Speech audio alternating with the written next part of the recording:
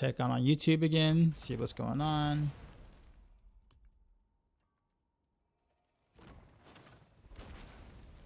Hey, looks like YouTube is back.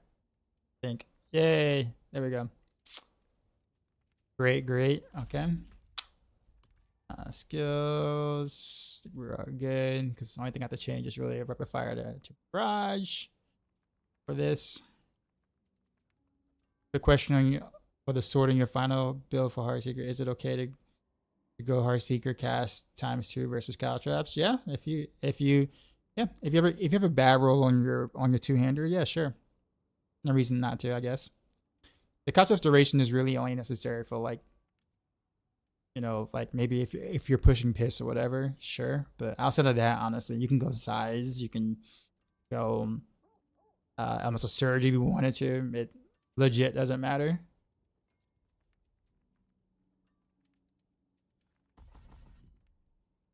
So I don't need that anymore. So we can do that. And then, okay, we maxed that out already.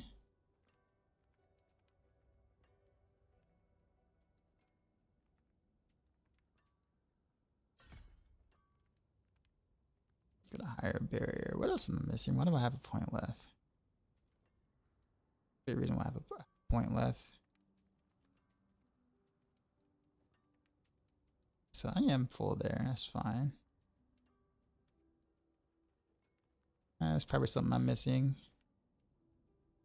No, that's... I'm gonna go above my thing. Hell, whatever. We'll put it there. I will be okay.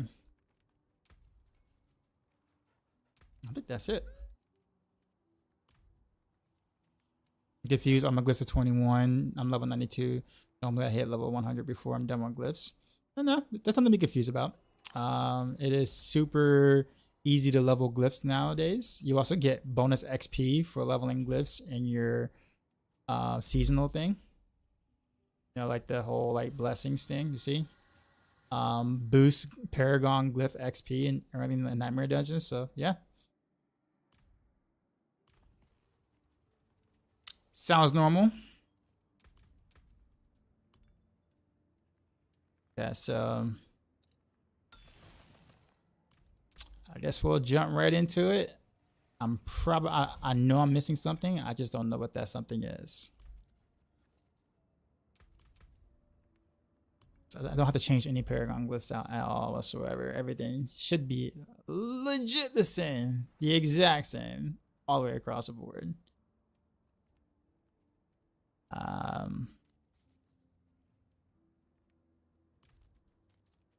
Yeah. Use all your gold rerolling for Frigid Finesse on Amulet. Did you get it though? Nano, what's going on? He said I finally got a GA lucky hit. It's a fate. The attack speed was 1%. what a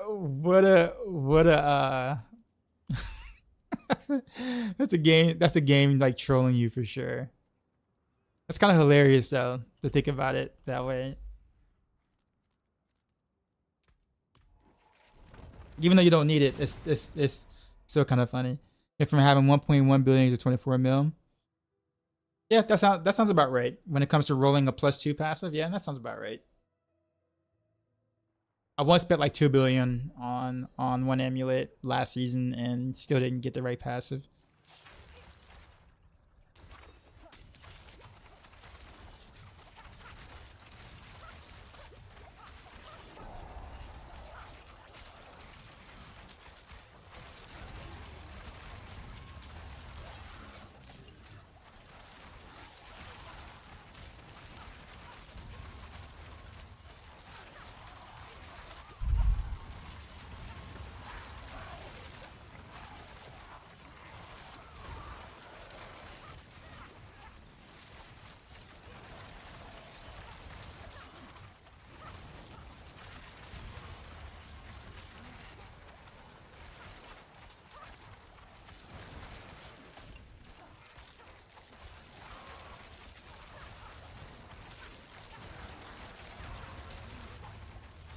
Well, I mean, if Oliver was spending that much gold re-rolling for an amulet, something tell me that that was like his last piece, like the final piece of the puzzle or whatever, that he kind of had to, you know, get good of.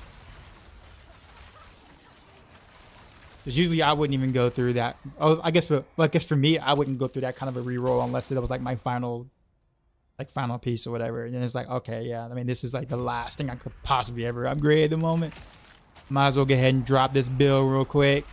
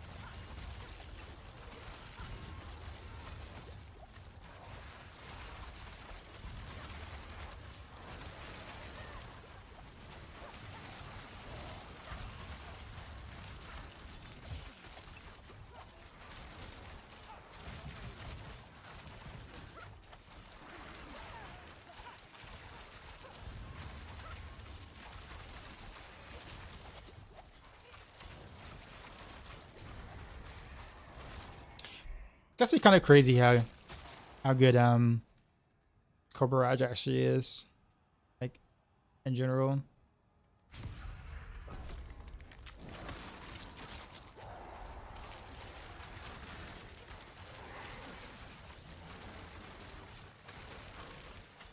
So the Sky Hunter cows and Barrage is what this is, right? It's basically the Barrage variant on Maxroll, pretty much. Basically what it was before I changed it to physical. I just no Umbercrux though.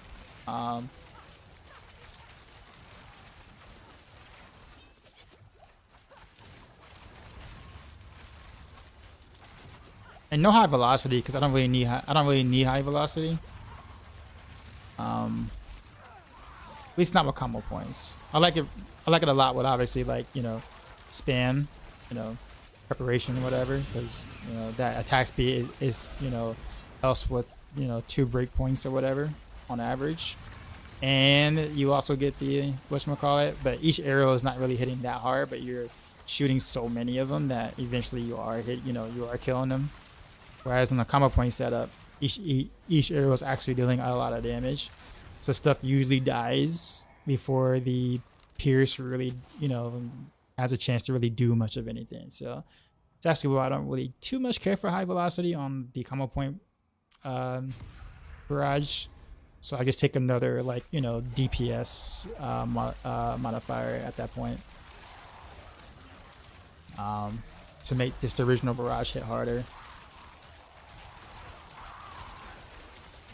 The Heartseeker build is super fun, man. Thanks. That definitely was the goal.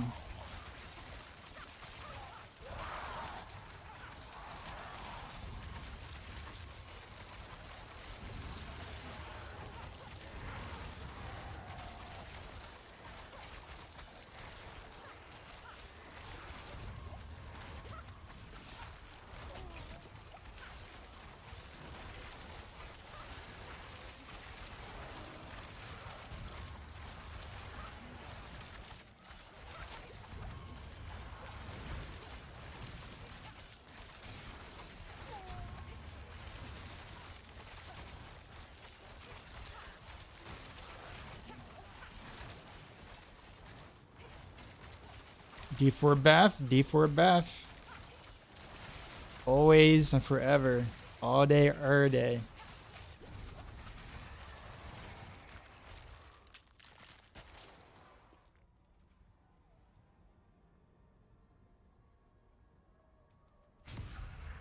If Mythos could be sold, what do you think my 4G Enduros would I win for? Honestly, I don't really know, because most of the stats on Endario, you don't really care that is GA. So, I mean, unless someone just wants it as a prize, you know, kind of one of those like, I have a literal perfect item. Somebody might buy it as like a trophy thing, but just came across your channel, love the vibes. Thanks, appreciate it. Thank you, thank you.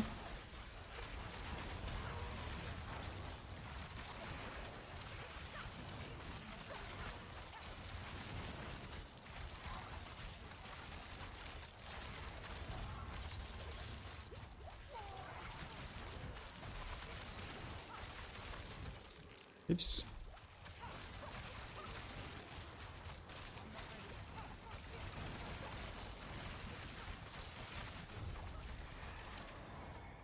Need to make shirts with deep for a bath.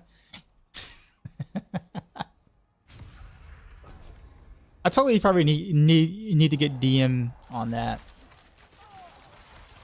Kind of like clip it and like show him what happened. And he can kind of like that stuff that would do really well on like his content as well, and we can kind of start a movement, a revolution, a real movement.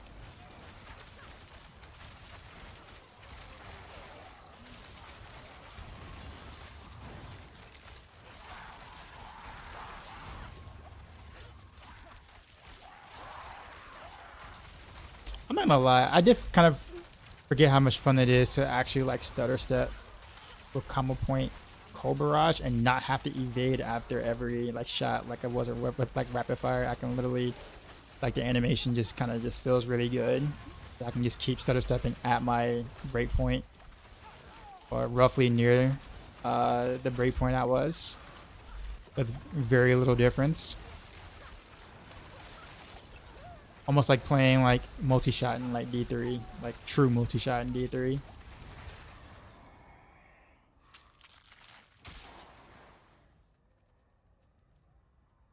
I guess I could do that with physical too as well.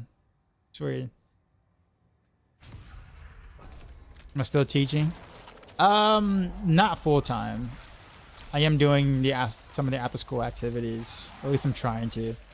Slowly getting back into it. But obviously I don't get the pay that I would normally get for doing that. So it's been kind of rough on the other side of things, but it is what it is, unfortunately.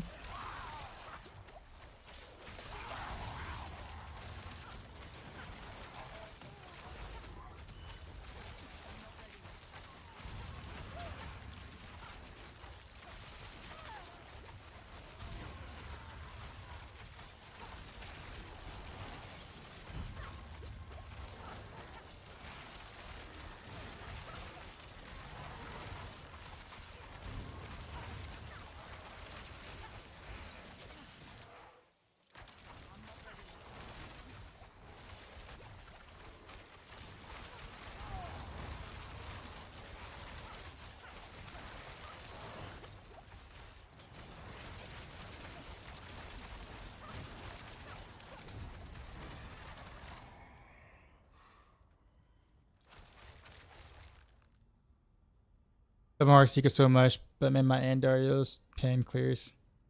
T8 so much better. Well, yeah. Oh, yeah. I mean, I would assume it would. That is the one thing that like pen shot is really. It's supposed to be really good at doing. So I'm actually glad to kind of see people showing some like pen shot love.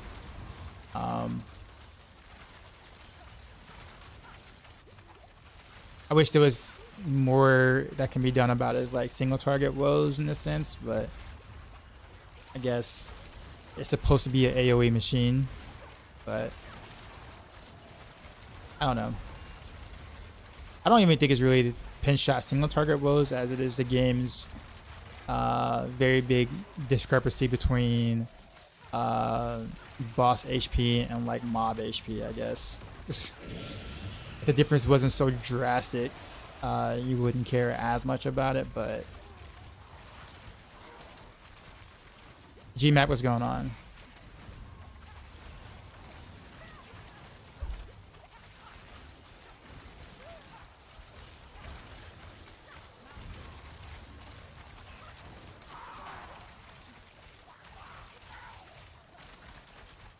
it's actually really kind of fun stutter stepping with this.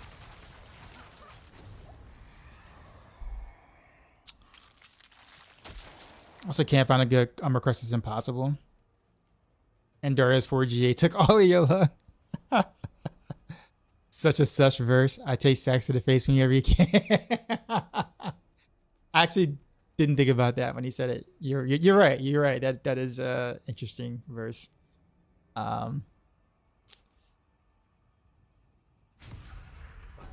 looks like this build isn't struggling at all compared to rapid build from yesterday. We also got to remember what I was doing yesterday. People forget what I was doing yesterday was trying to do rapid fire without Tyrael's might.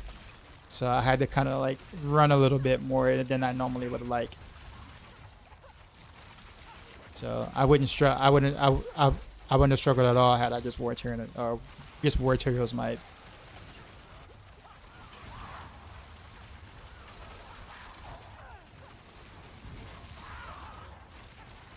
So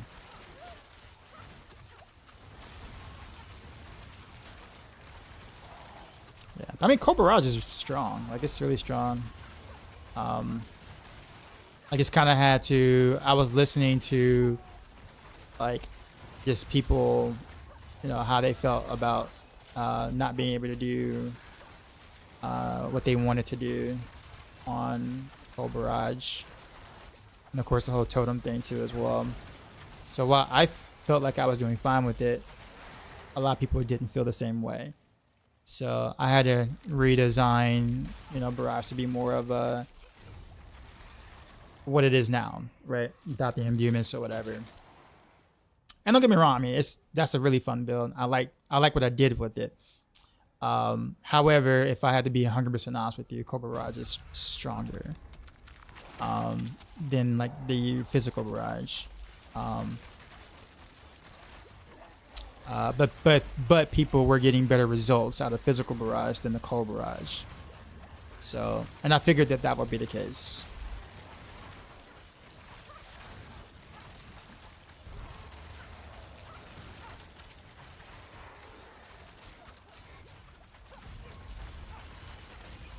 So sometimes as a guide writer or, you know, build creator or whatever, even if something might work out better on paper or might seem stronger on paper or better on paper, it may not be other people's experience, right?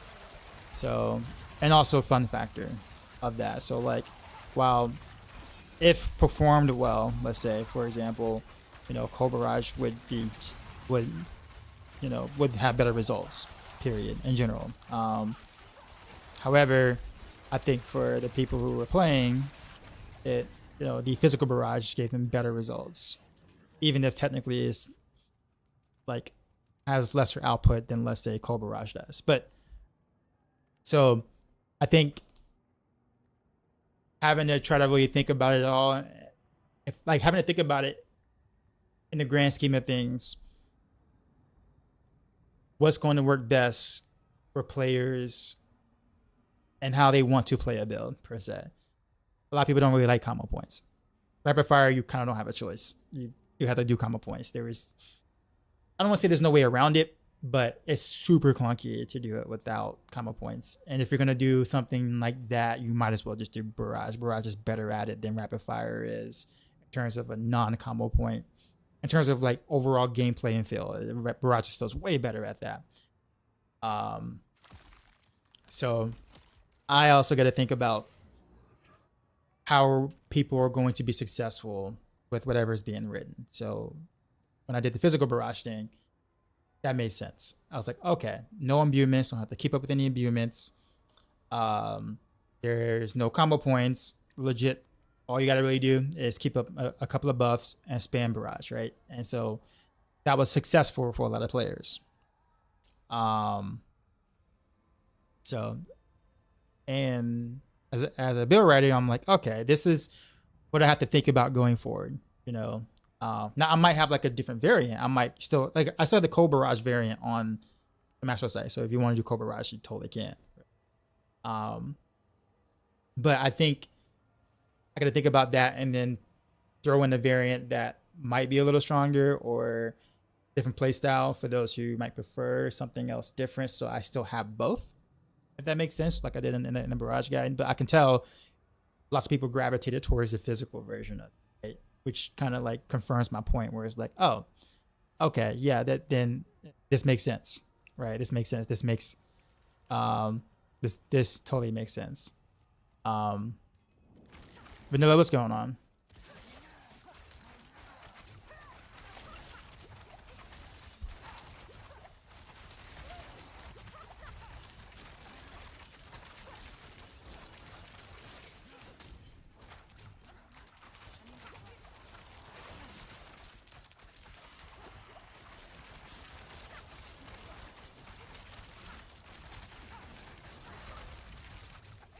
Oh, he didn't die? Oh, that's scary to say.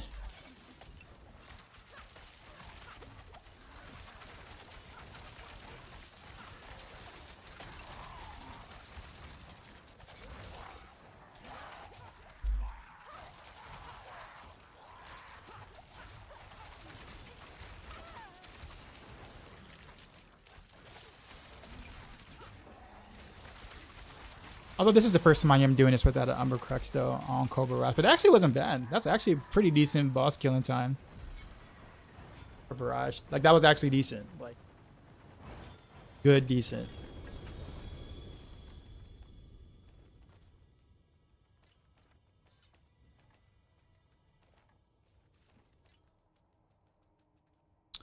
How's my night? How much weaker is an OP rapid fire versus crit damage? Is an OP version. What do you mean, Power Gamer?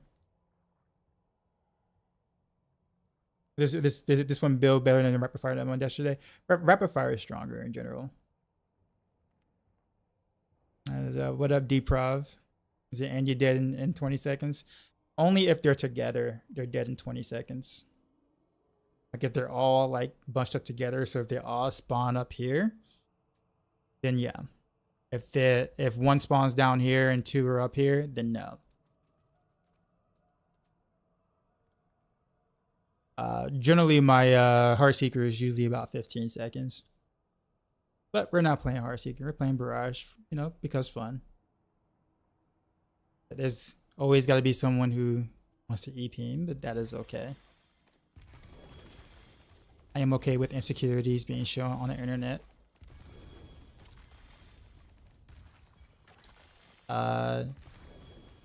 There's a tab for the cold in the guy. Yeah, it actually was cold first originally. But like I said, I think a lot of people didn't really like it. So changed it to physical, and it's fun. Physical, the physical is a lot of fun to play. To overpower.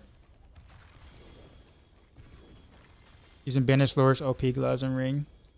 I haven't seen that, honestly. I legit have not seen that.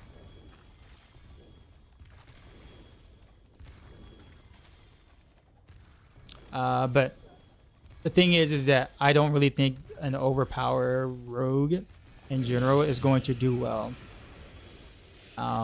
relative to the rest of the builds that are out there. Now, I'm actually curious to kind of see that in action, though. But I wouldn't compare it to like a meta build. Like if it's like something for fun, sure. Like, you know, nothing wrong with doing something different for fun, right? I do that all the time here. But I wouldn't compare it to like an Andes or a Rapid Fire or a Heartseeker per se, or even like Flurry at that point, or even Aerostorms, to be honest. That's something you need to ask me. What's up? The Habit, what's going on? Do you recommend Doombringer for TA Heartseeker? Is that overkill defense? That is on you, sir. That is on you. I think I can't determine that for you because I don't know what you value, right? So for me, for example, let's talk about me. If my character can go naked and still cap armor and resistances, I would. and just go straight all balls to the wall DPS. That's my philosophy, right? My gear needs to have the toughness or thickness of a half-ply toilet paper from like your local 7-Eleven gas station. Not a full ply, not a one ply, a half a ply. That is what I consider, good enough for my gear, right? However, it does mean that if the enemy looks at me funny or weird, I die. Like if they step in my direction and the ground shakes a little bit, I die, right? So I'm 100% aware of the consequences of me playing like that. But I'm okay with that. That's the way I prefer to play. Now, you might not like that. You and probably like almost everyone else may not like that, right? You might like being tough. You might like going in there and like they smack you in the face and you just smile. You're just like, yeah, do that again, bro. Do that again. I dare you to do it again. Like I dare you to smack me in the face again.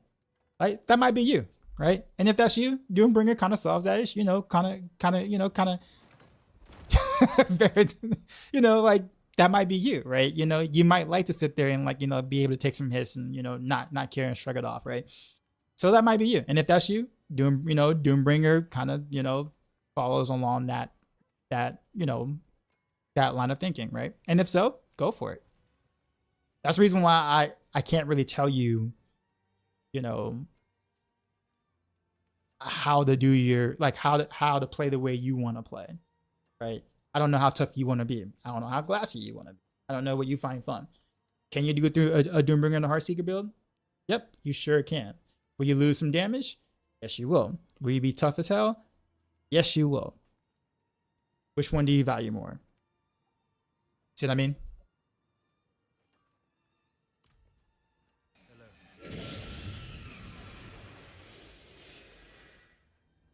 Should be weaker, I think. Just want to know how much weaker it is. So the problem is the amulet.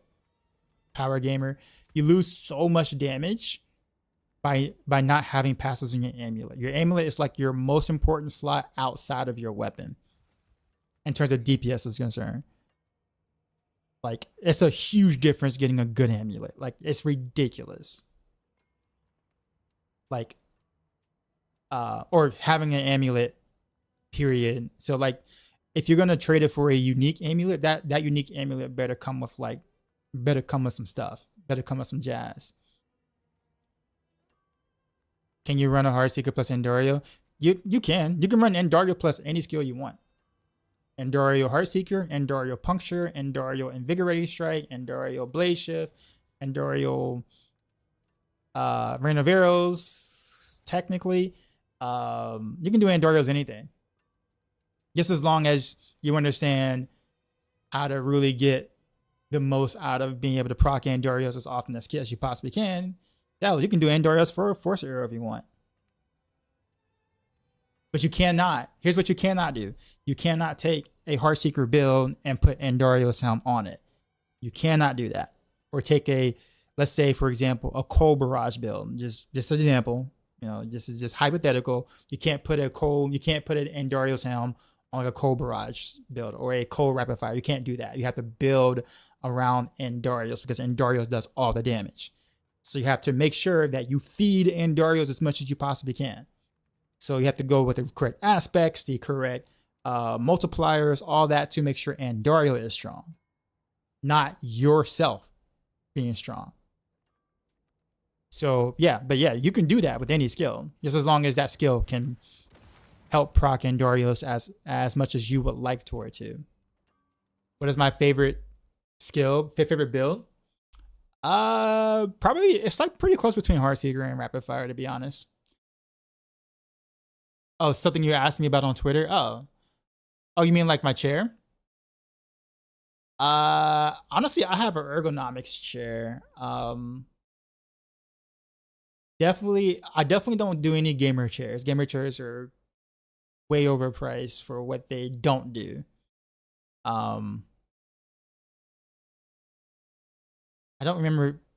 don't recall the exact name of it. Can you DM me, by the way?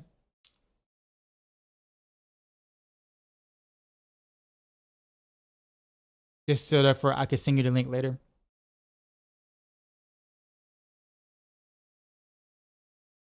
Check out Herman Miller. Herman Miller is really good. It's really expensive, but it's really good. I don't have that chair because teacher salary. So, but yes, it's really good.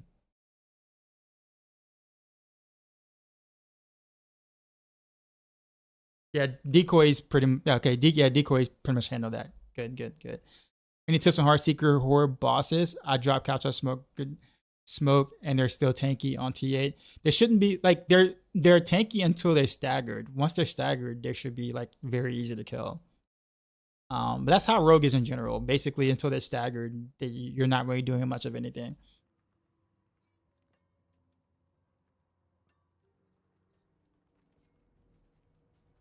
Yeah. But like what Decoy said is basically yeah. I have a Chinese chair. I'm not even gonna lie. Like it's a Chinese chair, but it's actually pretty well built, and I'm happy about it. I did do some like modifications in terms of like for me and like my tailbone area roughly on like how it sits or whatever.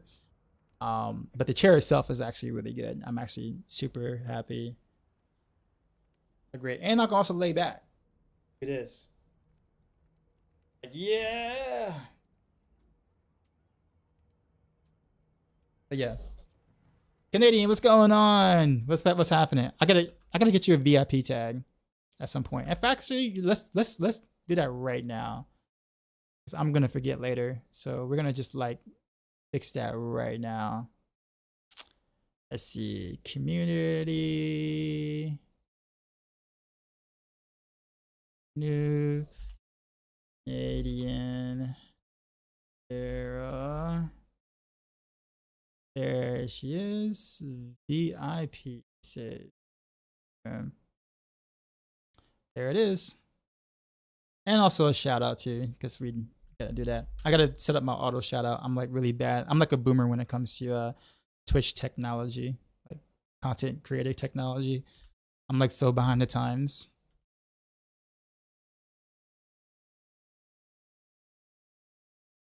Wow, didn't even work. Hold on, let me do it again.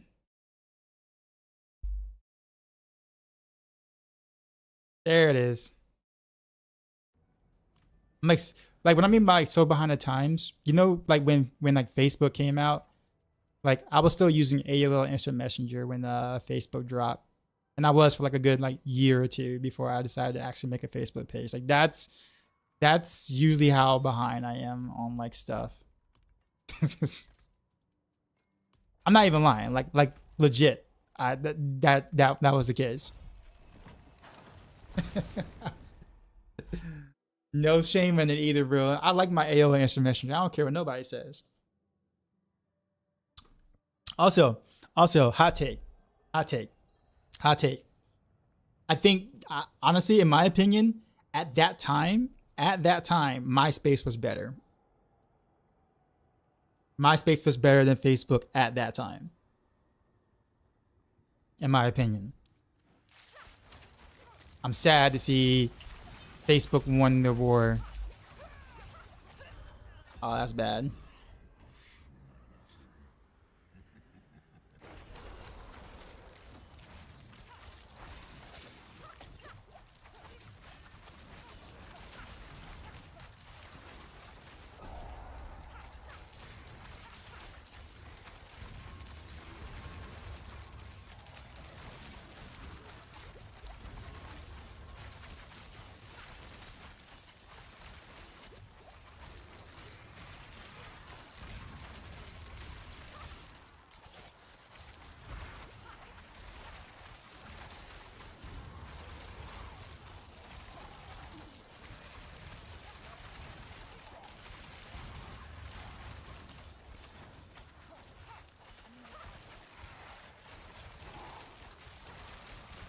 This is actually quite fun. I don't know why I don't do this more often.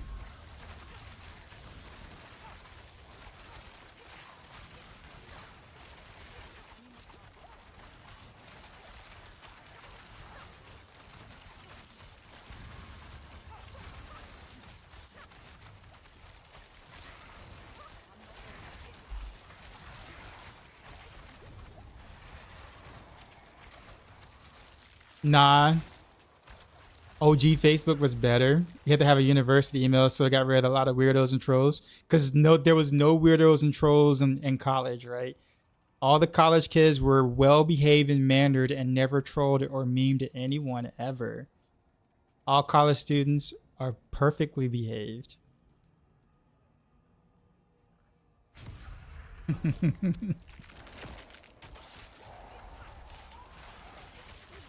They would never break the rules, you know, like drinking underage or anything. You know, never, of course. They would never do that. They were well behaved, fine citizens of society on the internet.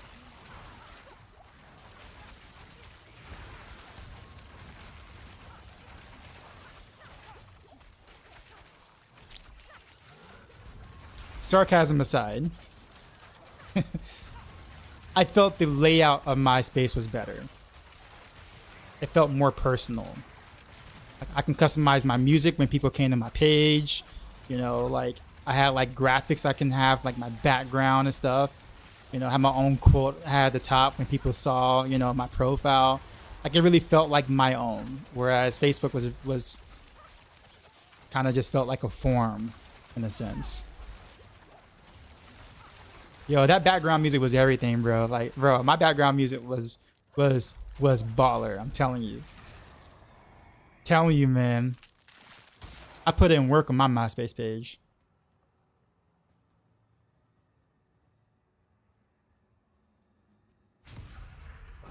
I do have to remember though. Decoy is from Canada though, so it is very possible that you might actually have had, you know, well-behaved college students where you were from.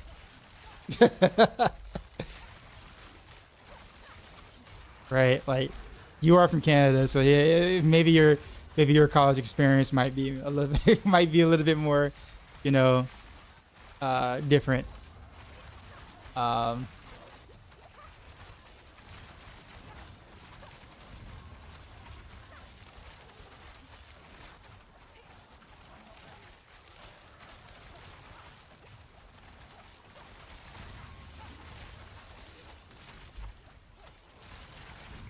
Don't let Canadians fool you. They go they go ham.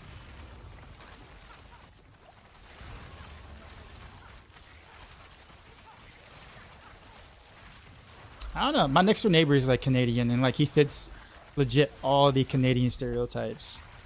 Every single one of them.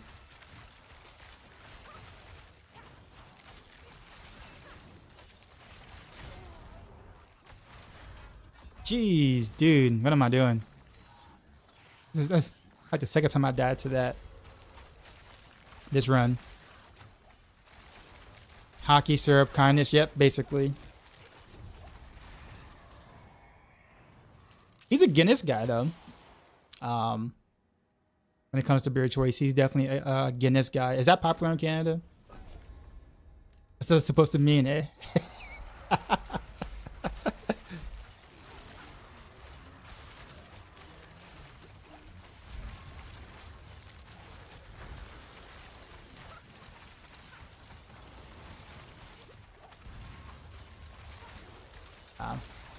They're like super nice people, very welcoming. That when I moved to this neighborhood, like I get invited to every gathering, like legit every gathering. Doesn't matter what it is. Like I've said no to like the first 12 or 13 of them because, well, I was healing from surgery and whatnot, and they never stopped. They didn't take offense or anything at all, and they keep asking, and they keep inviting, and like they'll like legit save stuff for me, like you know food and you know beer and all that stuff. Even if I don't show up, it's like you know just in case.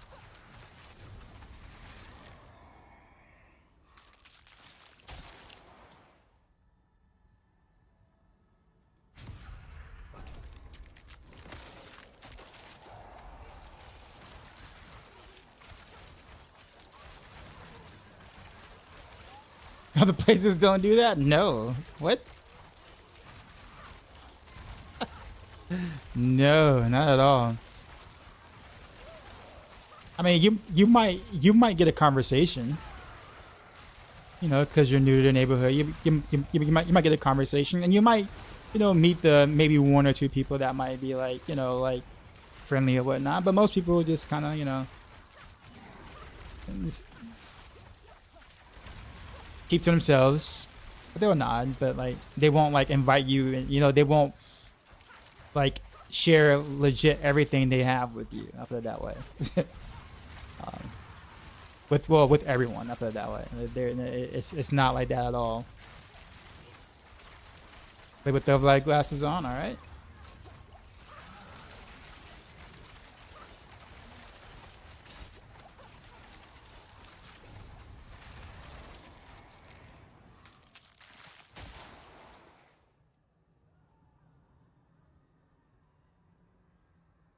We smile and make eye contact with strangers.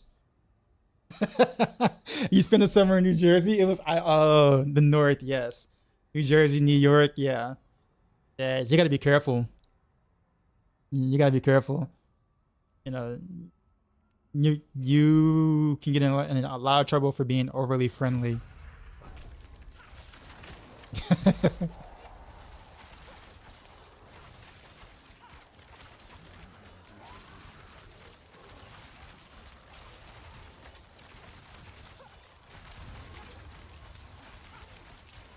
Hate to ask it, but I think I missed out on the reason of why I use Sky Hunter over Wind Force.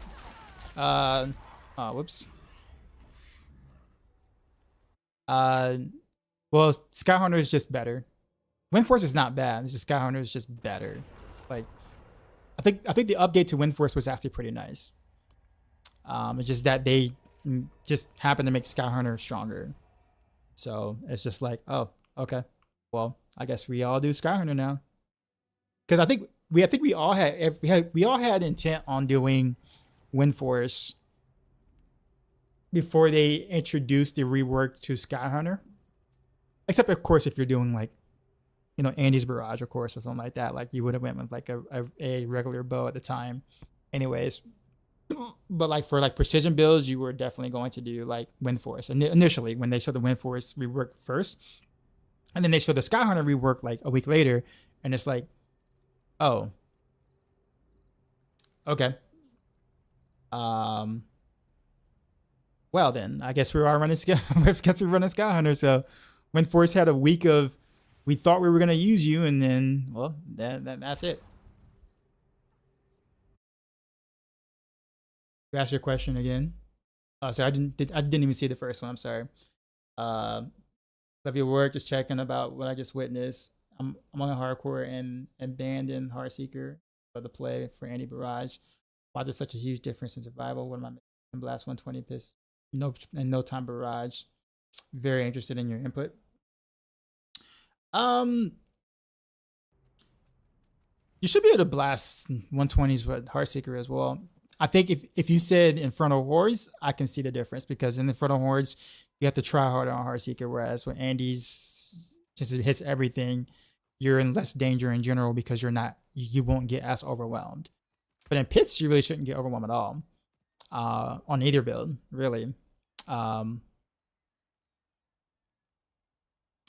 yeah, I will say Heartseeker is harder to play well. In terms of getting his full value out of, Heartseeker's harder to play. Like your positioning matters, getting them to kind of, I'm gonna say line up, but getting them to not be so spread apart, so you can get your pain gorgers to actually proc more often, like in the tighter area and stuff. Like you have to really pay attention to your environment to get the most out of it. Whereas with Andy's Barrage, Andy's, you know, don't really care at all. Because you hit everything everywhere, right? There is no aiming, there is no like any of that. It's also partially why it's very popular. Obviously, it's super strong. That's also another reason why it's very popular. But it's also popular because it just melts everything, and you don't have to really put much thought into it, other than making sure that you keep your buffs up. Um,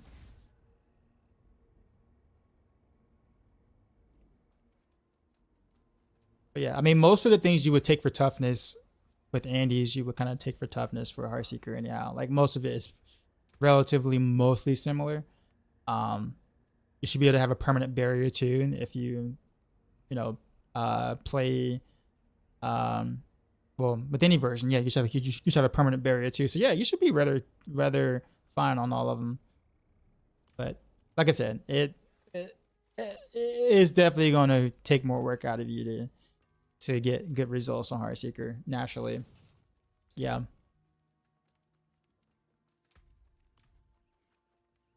Oh, wait a minute.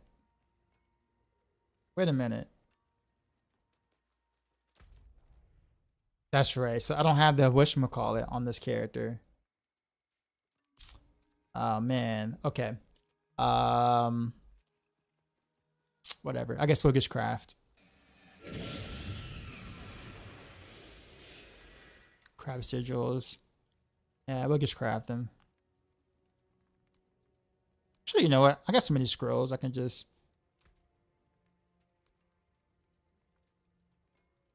We'll craft some cheap ones.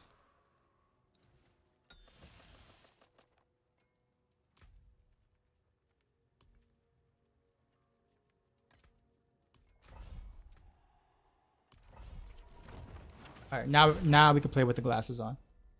Brand new question: are there Twitch drops for Diablo? Sometimes. I think there will be for the expansion. Probably. French are definitely better to party with.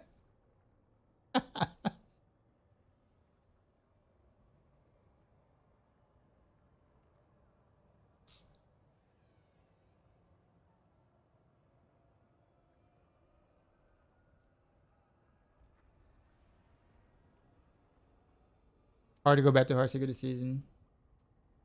Crashed the 4GA Hangwargers. Oof. Oh man.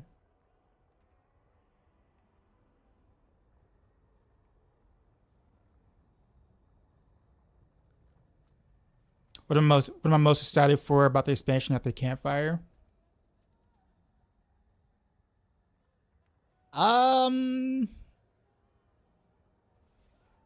Mostly quality of life stuff, but I think the runes are really cool.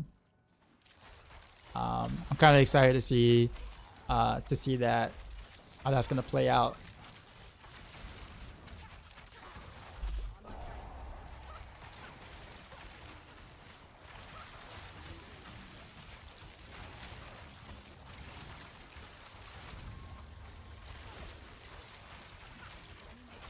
What do you think is better for leveling World Tier 3 Nightmare Dungeons or low level hordes? If you can do T3 hordes, T3 would be your best bet. Otherwise, Nightmare Dungeons. But make sure make sure they're actually decent Nightmare Dungeons and try to do as many events as you possibly can inside of them.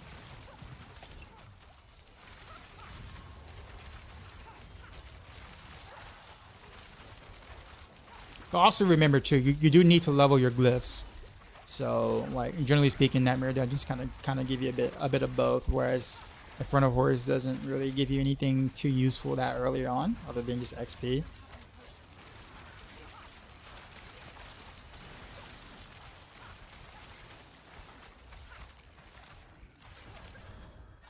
Why T3? Monster level. That's why. Monster level's too low. And 1 and 2.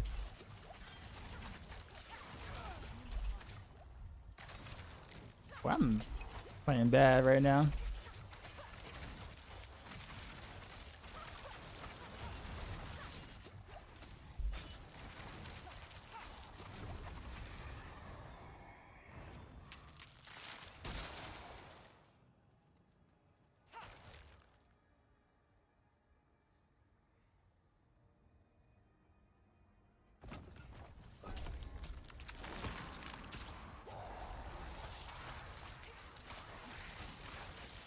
Michael DR, what's going on? Are you looking forward to cooking up some builds at the PTR? Well, yeah, yes and no.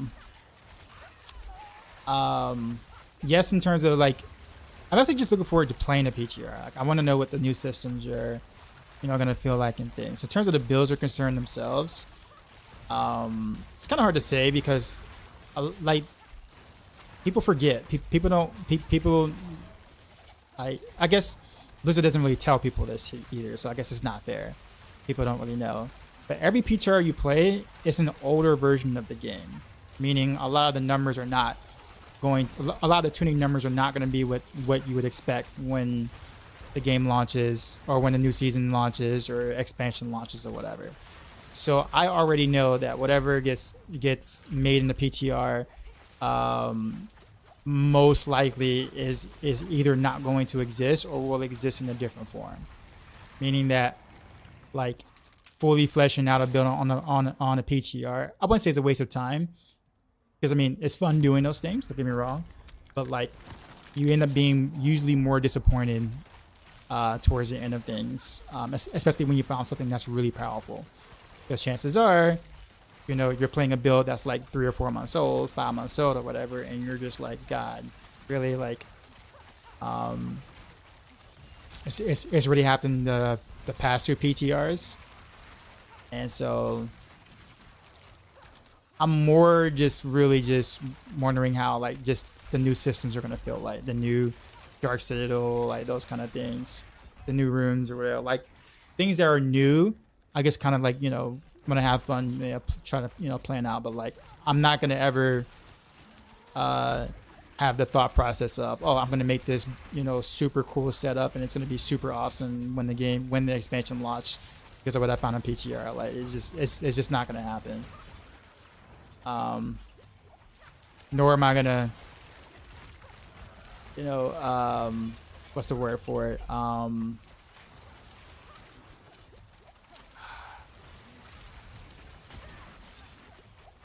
There's a word I'm looking for it, but I can't think of it off the top of my head.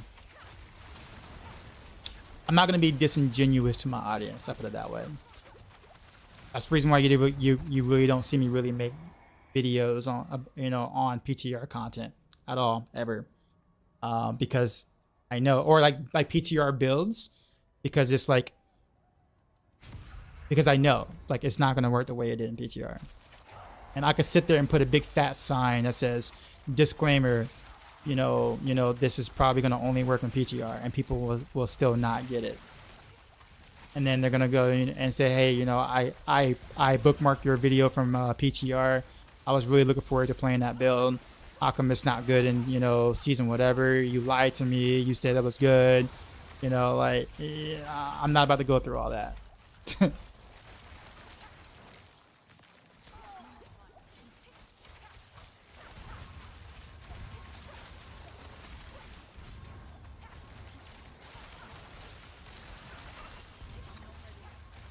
Yeah, and it's not their fault. Like, it's not the people's fault by any means. It's just, people, you get excited, right? You get excited because it's like new and all this stuff like that. And so when you see something cool and brand new that's come out, you're instantly, oh yeah, that looks so cool. I'm gonna prep for this. I'm gonna prepare for this. I'm gonna follow this guy because he seems like he has a really cool build going out of PTR, and yeah, it just sucks that that person tries to build it because they might not have looked at anything else, and then they get really disappointed when it doesn't work.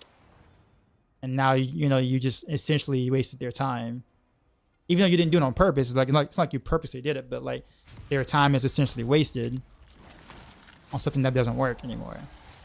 I'll tell you this, like something that actually did happen that was like a really big letdown for a lot of people was Elemental Surge Road. It was a huge letdown. There were many people that were actually trying to build that when Season 4 dropped. And there's been people that were asking, how come it didn't do what it did on PTR? Well, Blizzard,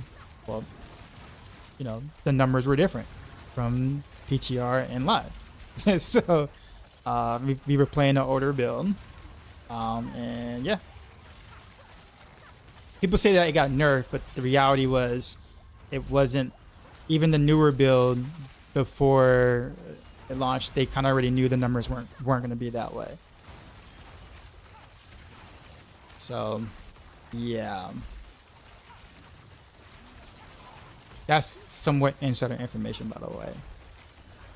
I might have said too much on that, but yeah, they kind of already knew. And it's kind of like, well, that sucked.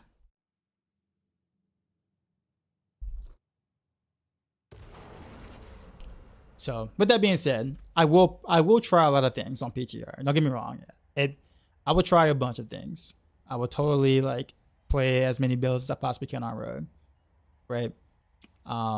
I will not have the answers in terms of what I think is going to be good or bad or OP come season 6. I can tell you what's going to be good in season 6 PTR. I can say, oh well, in PTR, this is really good. In PTR, I always make that distinction. In PTR, this build is good. In PTR, that build is good, right? Can I say it's going to be good when expansion launches? No idea.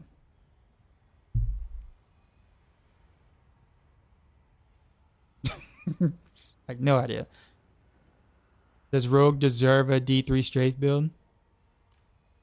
You mean the what was it? Oh, you mean the like the God 6 Rogue now? It's like when the football player looks good in preseason. Yes, pretty much. Yes.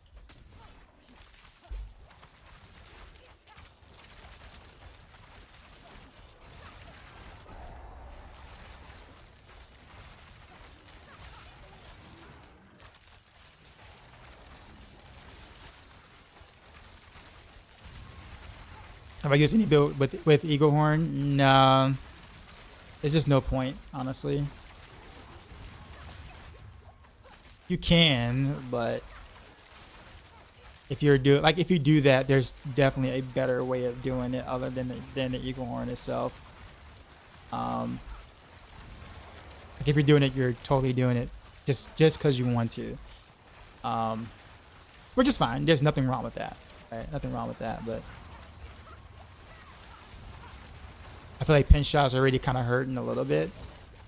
That you don't really want to nerf yourself even more if you can help it.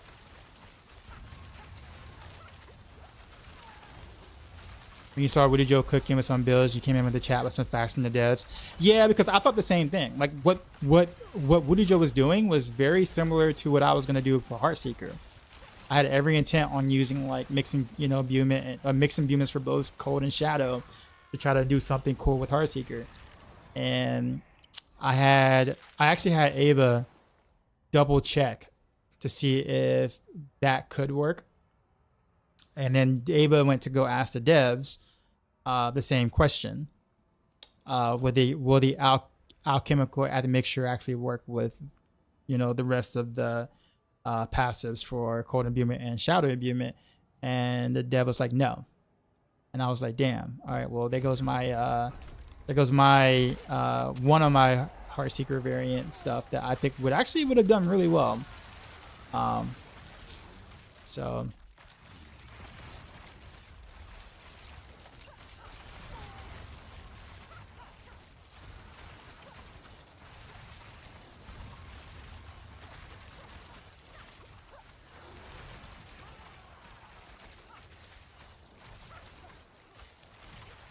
doesn't mean I don't have any ideas for Heartseeker. It's just that was probably one of the more fun ideas that I think would have resonated with players a lot more had that worked out.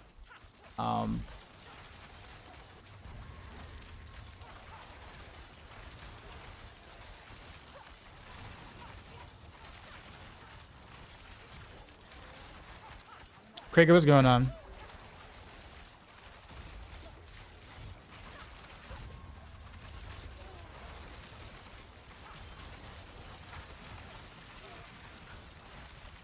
Did we get Thunder Fury back?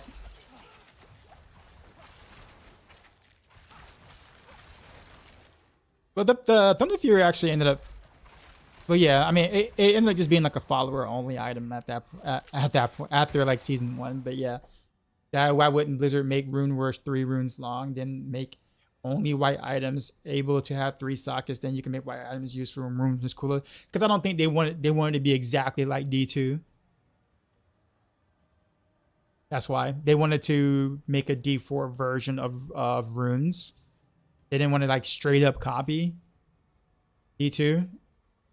Because I mean, in reality, that's probably a good thing. Because I mean, what worked in D2 won't like the exact thing that worked in D2 won't necessarily work exactly the same way in D4.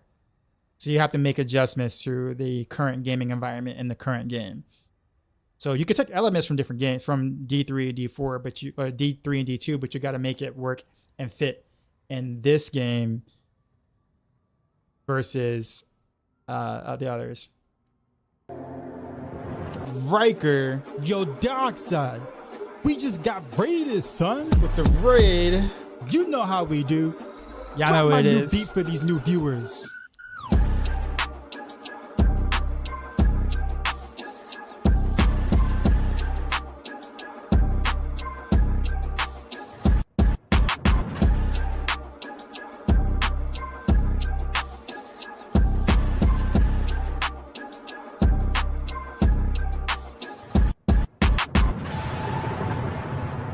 Sheezy out. Riker, what's going Riker on? raided my stream with 595 viewers. I'm just chilling, not doing too much. Play some Barrage just for the fun of it. But what up, y'all? Is this build you currently playing on Maxroll? No, the physical Barrage is on Maxroll. Barrage is like a variant. But I'm doing it with Heartseeker as my basic attack. Why? Just cause I feel like it. Honestly, no big reason or anything. Other than I just want to. Hold on, I gotta answer another question. Ice Tray, what's going on? He said, I saw your Heartseeker updated build. Would it be as efficient if I replace the Shadow and Beam with Cold and Be for vulnerable damage? You get vulnerable damage without it, because your cold clip, because you still take cold imbuement in the skill tree. Like you still take cold imbuement because your cold clip is cold imbued. So you still get vulnerable still. If you notice in the video, I still had vulnerable application, and it was because of cold clip.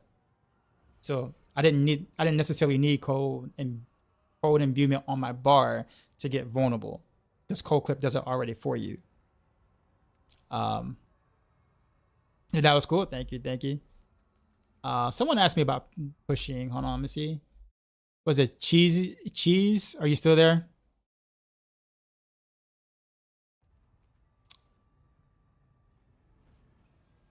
I guess we'll go this one. Appreciate the follows.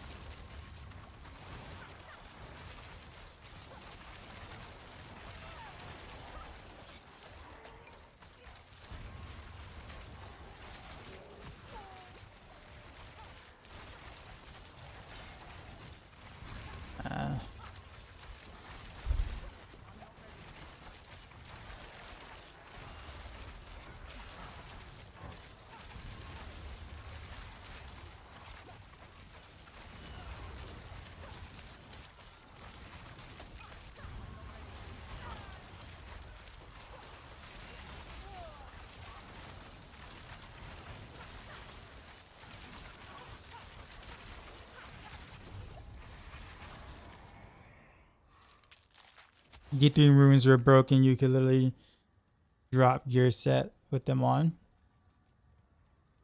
D3 runes? D3 didn't have runes.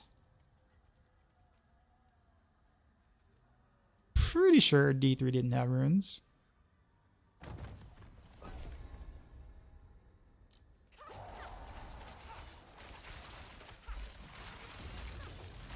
Your schedule's perfect after your stream is sleep time for you. Well, cool. I guess that works out. I just gotta get like a good starting time though. My starting time is kind of debatable still. I'm trying to get it more consistent, but it just kind of depends on what I'm doing earlier in that day. So, Dangerous Tim, what's going on?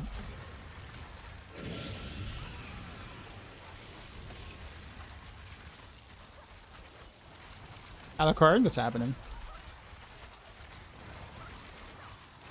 Got to change from Barrage to Heartseeker. What's the best build and stats for gear? I will look up the Maxroll guide for it. Because if I tell you all the stats and gear for it, you're not going to remember it if I recite it to you.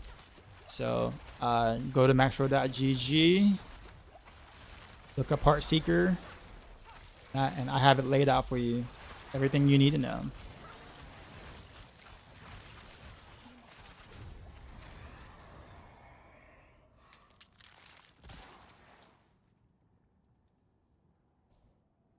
Guess we'll do this one. Good day from Australia. What build am I looking forward to on Spiritborn? Eagle. For sure. Eagle is definitely my play style.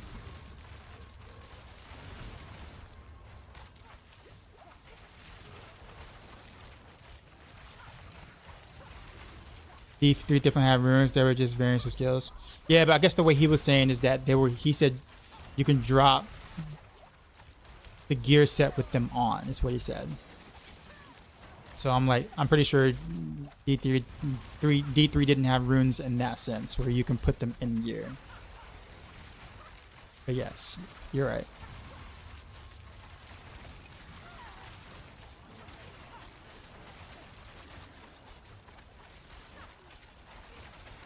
Rare operated, what's going on?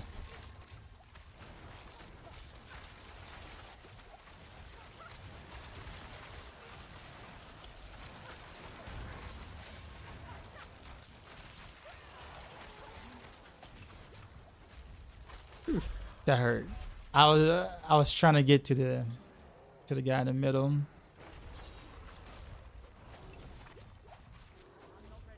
Yeah, just showed up. Those 2 of them.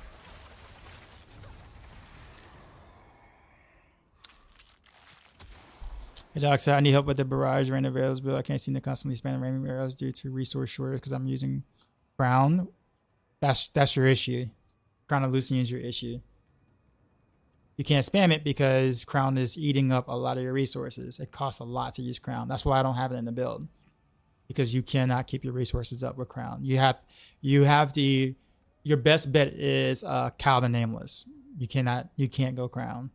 Trust me, I tried hard to use Crown and find a way to keep our resources. You cannot do it.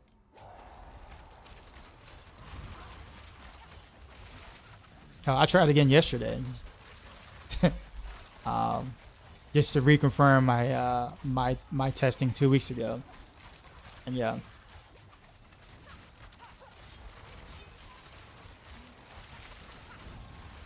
Would red gems keep you alive through all of T8? Yeah. I mean, it's like 54% EHP, so yeah. But then I'd be kind of bored if I felt like I couldn't die. So, more oftentimes, if I'm dying, if I die, it's usually because I made a mistake, and I'm okay with that. As long as there's something I did wrong, I'm okay with that being a death. Because then I can just outplay it. Then I just tell myself, okay, yeah, just get better, right? Just be better. That's all I gotta do. If I can be better, then I will choose that option. Now, if I'm dying because I legit cannot outskill it, right? Whereas like maybe just like a one shot in which I cannot avoid, like can't ever avoid it whatsoever, then I will put a little bit more defenses on just to avoid that one shot because I can't outskill it. But as long as I can outskill it, then I'm not gonna just, personally for me, the way that I tend to play games, I'd rather outskill it than to outgear it.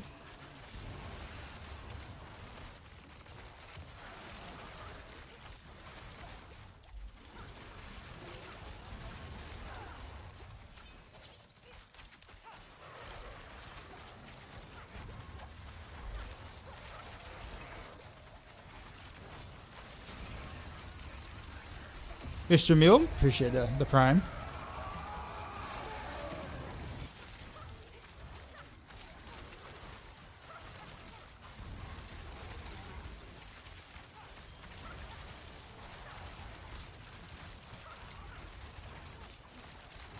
I'll put it this way.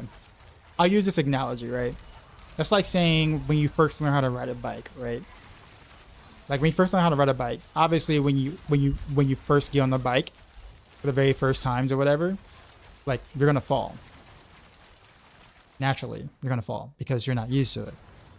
You're not used to the whole balance. You're scared. You're wobbling back and forth. You're gonna fall, right? So the idea is you generally start with training wheels, right, to kind of get used to the bike or whatever. And there's nothing wrong with training wheels. I mean, I think everyone's kind of had them at some point, right? Or a tricycle or whatever, right? And you ride until you kind of get the idea of how a bike is supposed to feel like in general. And then you take the training wheels off and then you go. But if you take the training wheels off and you fall once, right? The idea isn't to put the training wheels back on, because then you never learn to ride the bike. If you make the mistake one time and it's like, oh, well, I can just solve all the issues of falling by just putting the training wheels back on. Sure, you can, but do you ever learn how to ride a bike if that's the case? No.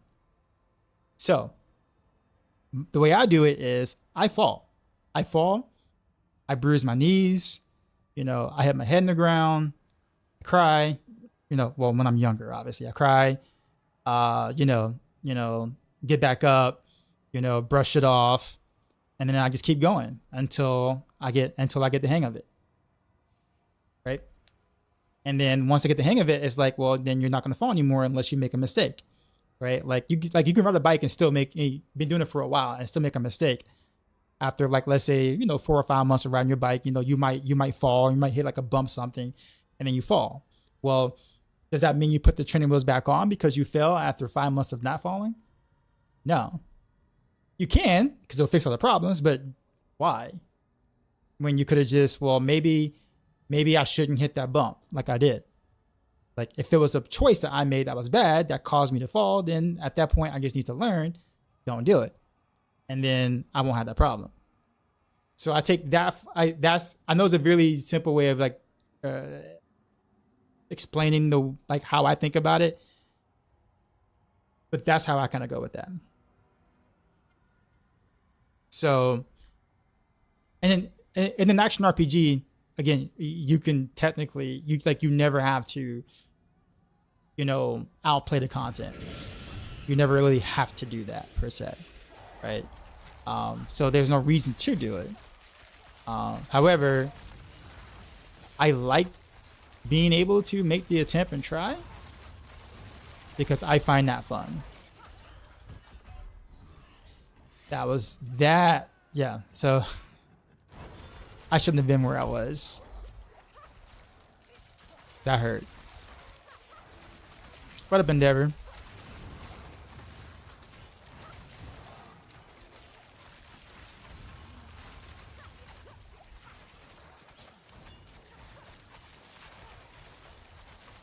Sorry being late. No, man, you're good. But I think that's kind of the way that, like, when people see me play certain builds, it's like, oh, how do you move like that? How do you stutter step like that? How do you stay alive with, most of the time with just dex gems? It's like, well, I had to get beat up a little bit first, for sure. Like I had to fail, and learn how to deal with situations that are, well, quite difficult, as much as possible. Obviously, in action RPG, there are just some things, there's some bullshit you just cannot deal with. It's just something. That's just the way it is. But if I can outskill it, I'll try.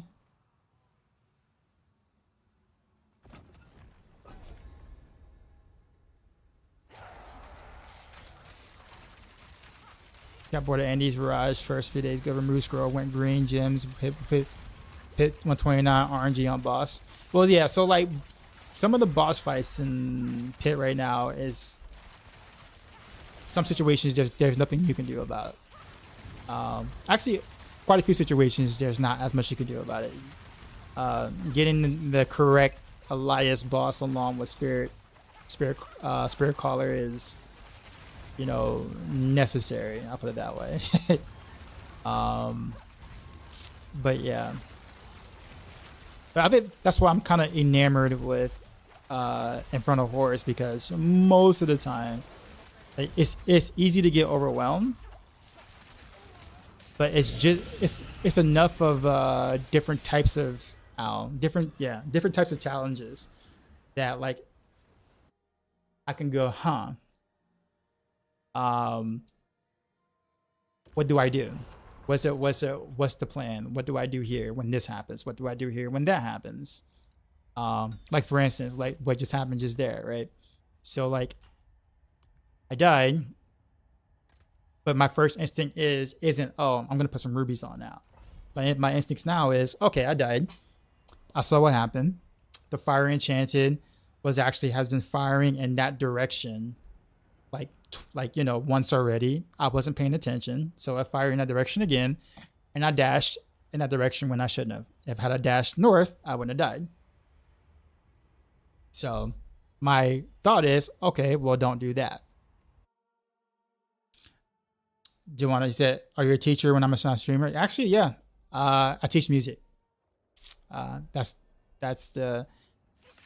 I haven't been able to do much of that this school year because of my condition at the moment. But yeah, I've been a teacher for almost 2 decades now. I'm about to do 3 Dory runs. Oh, dude, I just saw that message. Do you mind waiting after this one, Decoy, so I can get my brother in too as well? Sorry, I legit just saw that.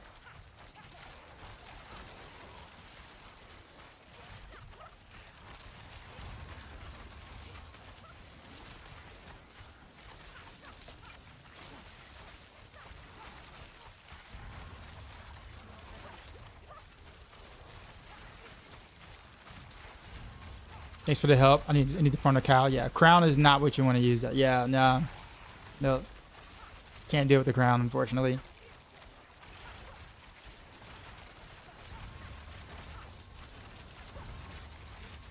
Or I'll rephrase that. Hybrid Candy. If you want to use your crown for now until you can get a cow, switch from preparation to inner sight. That's the only way you're gonna be able to maintain any sort of energy at all. You will lose damage in terms of not being able to proc no witnesses often, but it's a stopgap fix for now. Smoke Bud, what's going on?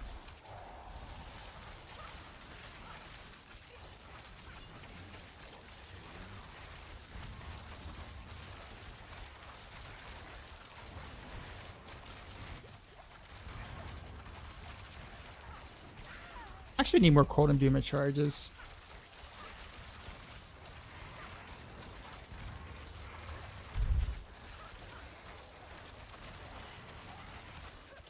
I'm going through my charges way too much. But the Starless Skies is so good with this though.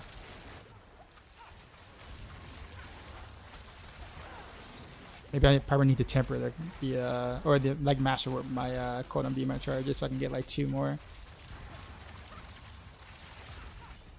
But that's all I kind of need to be able to keep cold imbuement up permanently.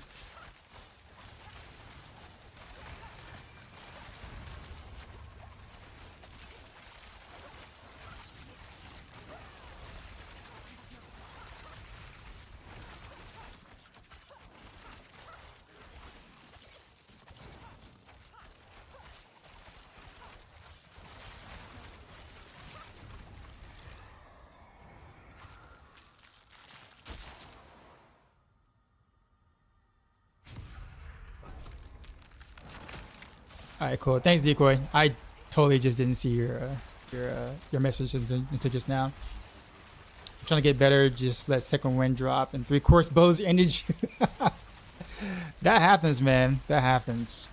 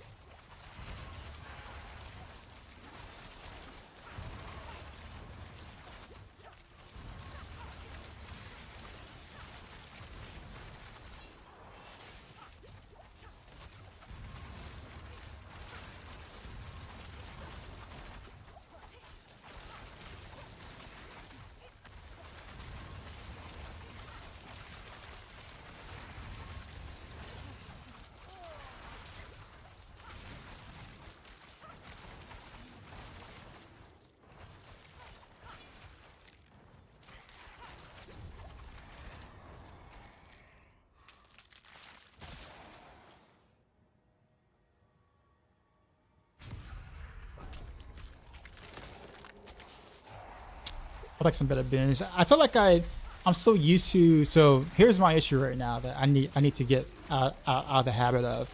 Like when I do combo points rapid fire, right? I'm always like, you know, evading afterwards. So I kind of do like a little hiccup between the 1, 2, 3 basic attack and then the, you know, core skill. But with Barrage, I don't have to wait for that. I can just literally just keep the same, like, attacks going. So I can literally, I don't have to pause before going from my core skill back to my basic skill or whatever. But I'm so used to doing it with rapid fire that I gotta get out of the habit of doing it when I'm playing Barrage. So I'm losing damage when I do that.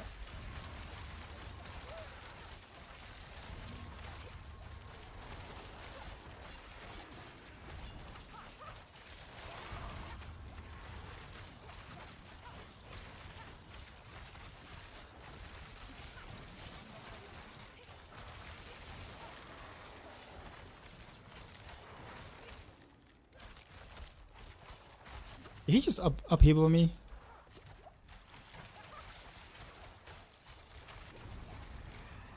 I guess I do have to question my star list though, because like I almost kind of want. I probably need like a second one because like this is like really good for Heartseeker, but I would want to master work the core skills for like a Barrage kind of setup. But maybe even just drop the star list and just do a regular ring so I can keep cold and Bume it up more often. But at the same time, though, I don't really have too many other multipliers I would want on a ring.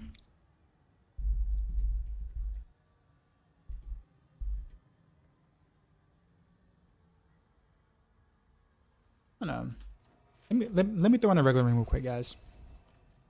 I think I can do that with Light Retribution. Kind of see how I feel about that. Do we take Strata Condaris and Recognize Ray for the new Rogue Keystone? Shroud for sure. Recognize Wake, maybe.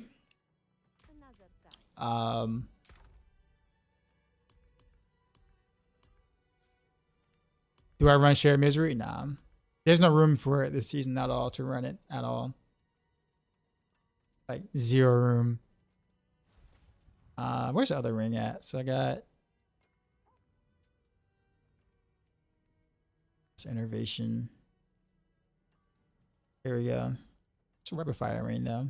I guess this works. Throw that there. Then we'll throw a Retribution on it. Should be close to the Sky Hunter. That's Sky Hunter, but Starless. I shouldn't lose any whatchamacallit stuff for it. So I think this works out.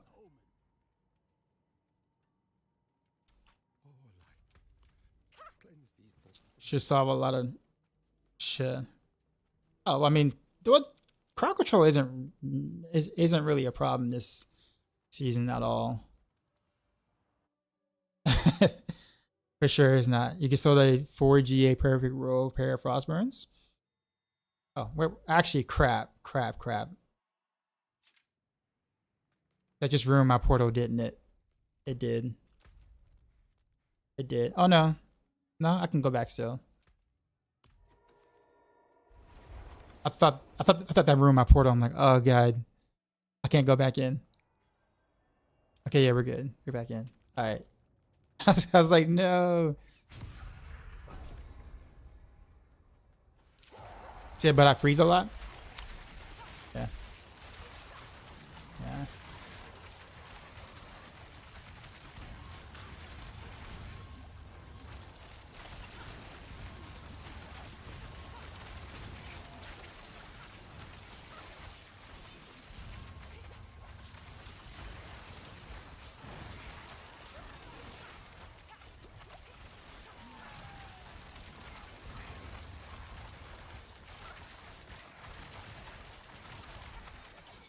Wait, I just realized something. I don't think I have stun, do I? I don't think I have a way to stun or knock down in this setup. I gotta see if I have a stun temper on any of my pieces of gear.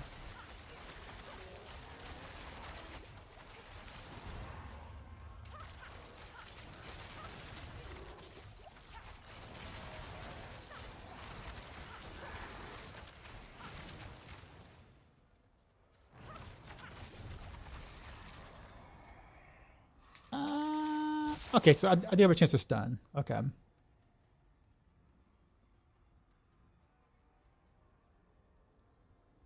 I don't have a chance to knock down, but I do have a chance to stun, so I guess that's fine.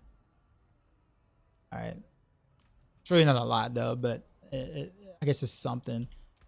I guess what I could do is fix that with, hold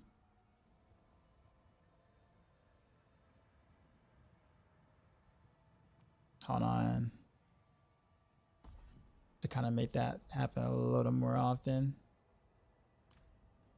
Teeny bit. This build looks very interesting. It's a cold barrage. Is it better than Andario's? No.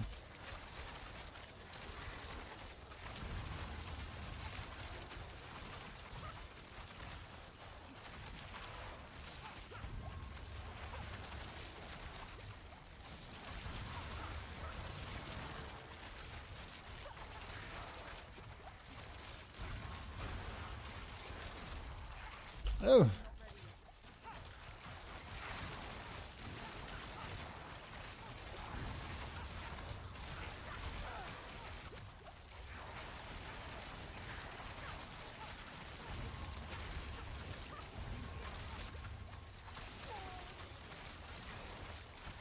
Will every Spiritborn still be OP? Probably.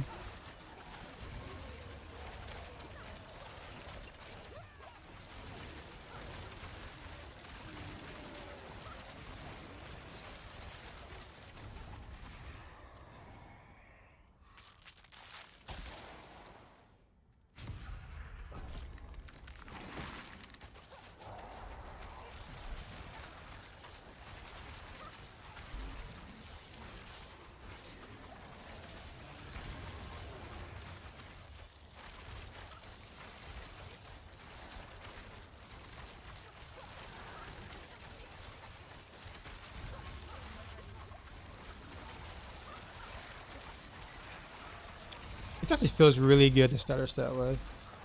Like, really good.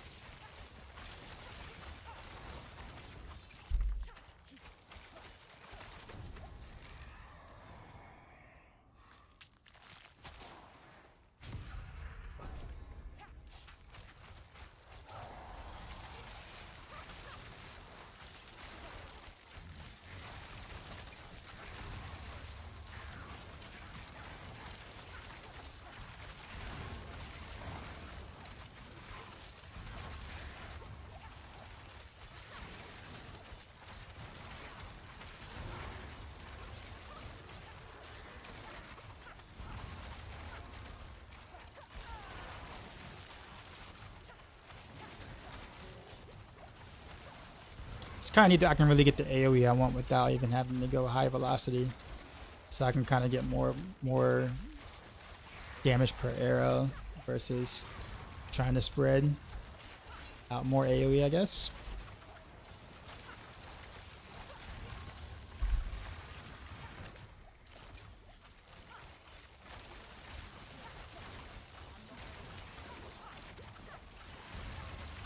Jeez. Ballistas. This playlist posted anywhere? Yep. Exclamation mark playlist. By the way, I don't think I answered your question earlier. Jeez. You might have. I saw it kind of late, unfortunately. Is World of Hakan worth building into? No.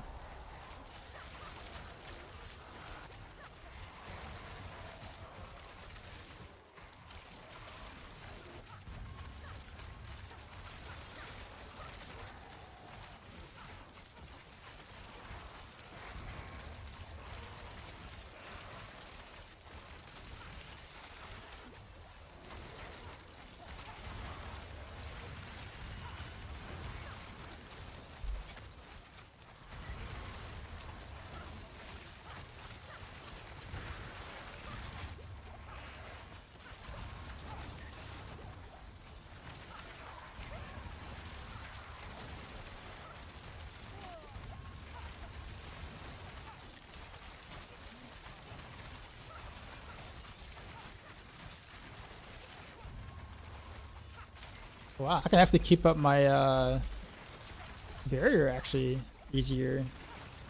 Forgot, because I was using Starlit Skies. I didn't have it up as often. What does Aftermath do? Gives you energy after you use an ultimate. It also gives you a passive heal, 0.5 of your life, 0.5% of your life per second, per point that you put into it.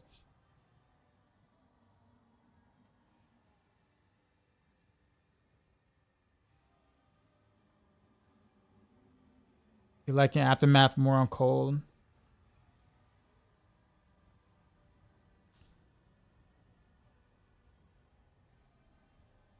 I guess that actually makes sense. Cheesy. That makes sense.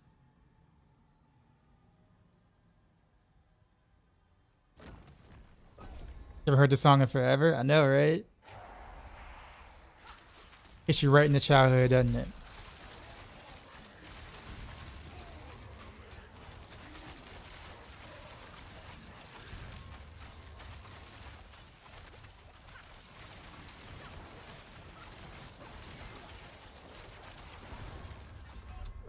Whoa. Okay, so yeah, what was that? Who hit me? Yeah, I did not see. Or did I stand in something? Okay, there's a bone.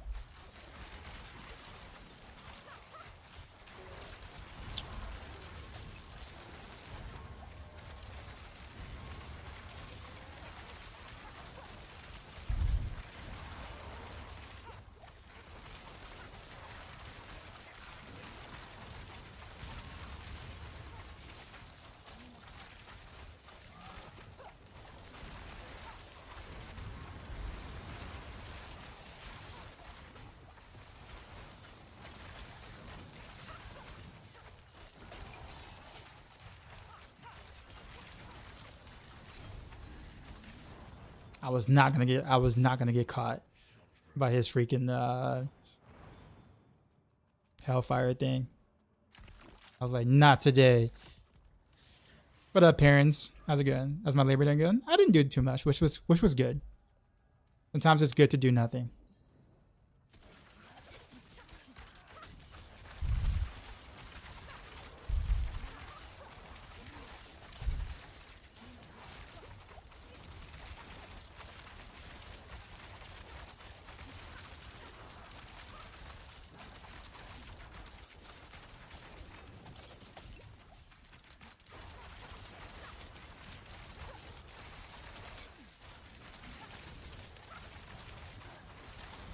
Not bad.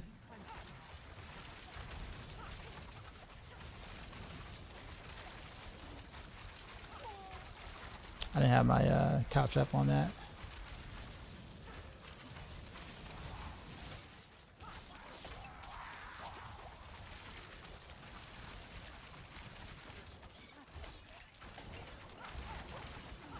Whoa, that was good. I saw a couple of almost 2 billion hit there. Everything's on cooldown. No, all of my buffs are on cooldown. That was bad.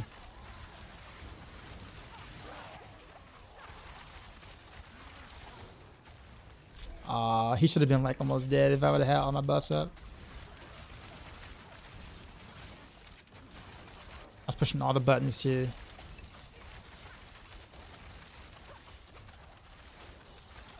Yeah, that was totally my fault. Go back.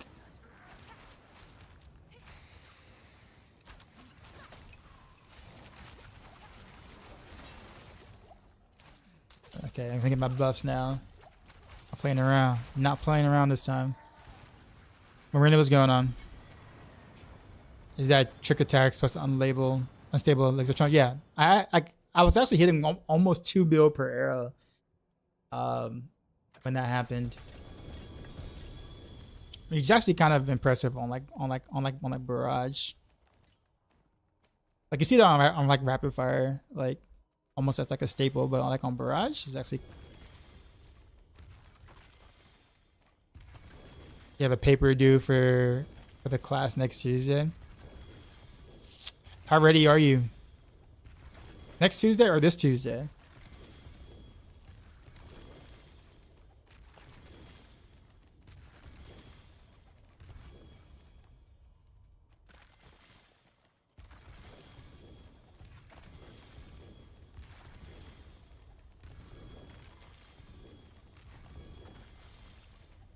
All right, Decoy, if you want to invite me. I don't know if I like this better than the Starless Skies, because I mean, the Starless Sky is so much. It's really good unconditional damage, but I run through my Cold Imbuements like crazy though. I have to like looking at my tempers and stuff. Like, I have 3 casts there. I have 3 casts here. It's almost like I have to masterwork the Cold Imbuement cast. If I master with the Cold Imbuement cast, I might can put back on the Starless.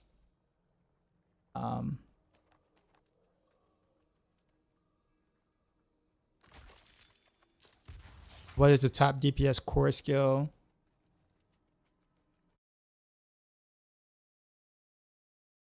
To me after testing? To me? I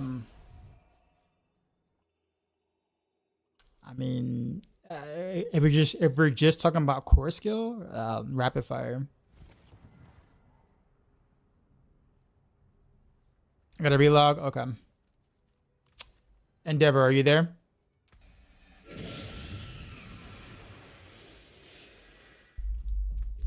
His Lexus actually shit. Oof, man.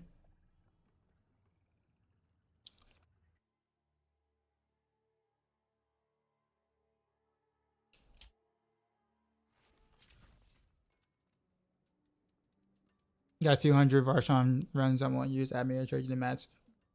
I probably won't use them either to be 100% honest with you. So, but I appreciate it. I'll be doing mini boss runs after, especially after I get my brother his stuff. Endeavor. So you're testing some things. Are you ready to play or not? Trying to get you some boss runs, sir. Yeah. Request invite. Probably shouldn't really do this on my Barrage though, but I guess why not? There's no harm in just doing it on Barrage.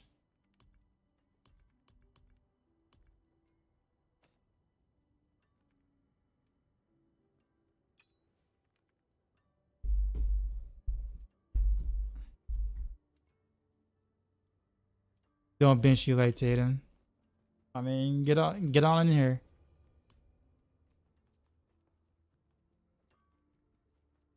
What's my max hit or tick with Andy's Barrage? I don't have an Andy's Barrage. I don't have an Andy's anything at the moment. I'm not really a fan of like dot stuff. Damage over time. I'd rather just hit you really hard and you die. The whole like, you know, the whole eventual death doesn't really. I'll put it this way. It's not my style.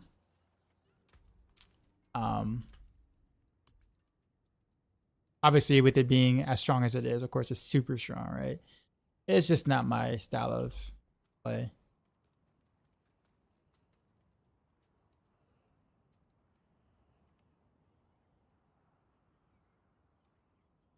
Speaking of which, anybody want in on some boss kills?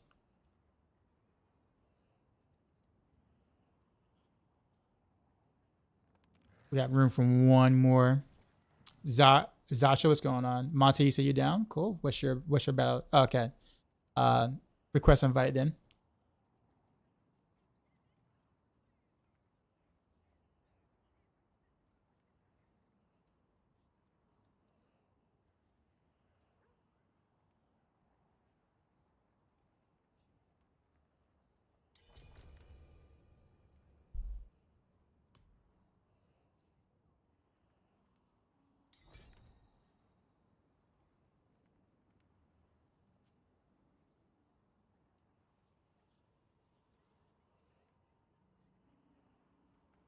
I actually did volunteer actually.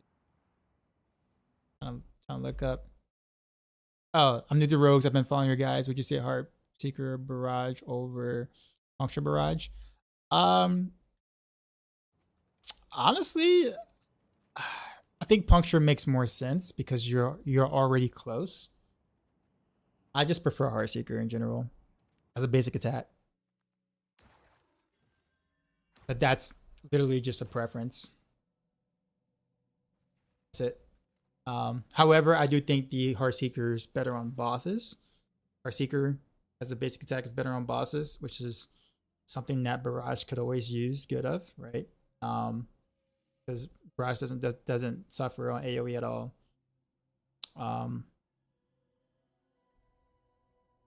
Go to mass farm is better farm horse T7 or T8. T7. Ironic. I mean, interestingly enough, like T8s. Honestly, T8s is really like for like kind of just clout for the most part. I mean, you get more benefits from T7 unless your build is like already pretty well built. Like if you're destroying T8s, then you don't necessarily really need the mass from T8s because your build's already like strong enough to now do T8. So like you've kind of, I'm gonna say defeated the purpose of wanting to, but like T7 makes a lot more sense than T8. Unless your build can just smash T8. Otherwise, T7 would be more efficient. Why does the pull from Lilith kill? Even if you're beating... What do you mean? What do you mean by even if you're beating her? Like, are you saying that she has no health left, but she's still going through all of her mechanics?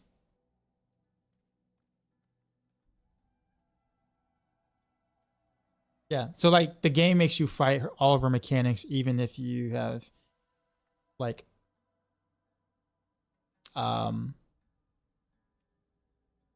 who are we missing? Endeavor, teleport on one of us. Sorry. Like you're doing the damage, but she pulls you in, and you're done. You said you're doing the damage, but she's still alive. So like she still has health on her health bar and she pulls you in.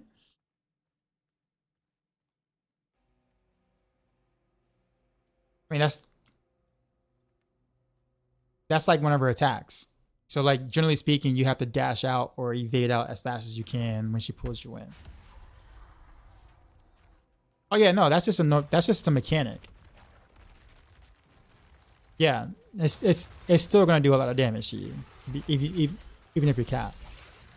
Once you're pulled in, you have to evade out.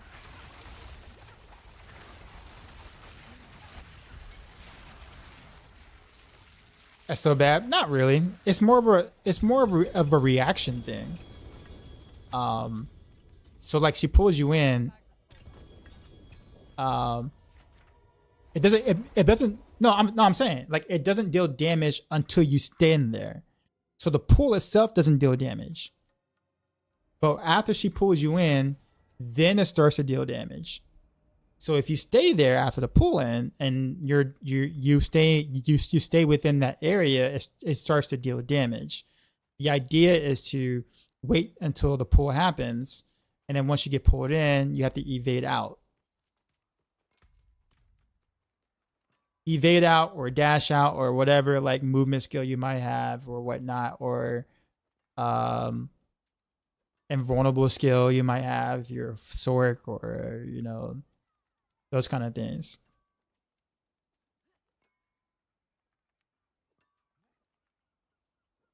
Yeah, so you have about a second before. Yeah, it's about like a second. So like it's just a matter of like understanding what's happening and what to do about it.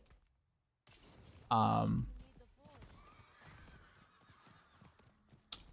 would totally understand you if there was nothing you can do about it, but in that case scenario, it really is just understanding the mechanic.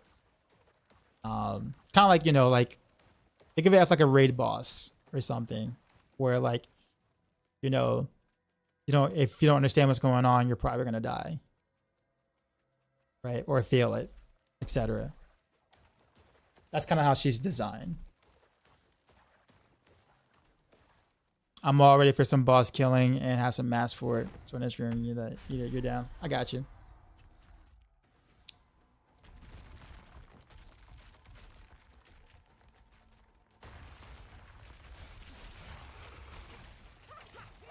why don't I play a hardcore mode? Because my internet connection is not reliable. That's why. In fact, if you were actually here, if you were here, oh whoops, I probably should just play rapid fire. So we don't have, I can just melt the boss or whatever. My bad, y'all.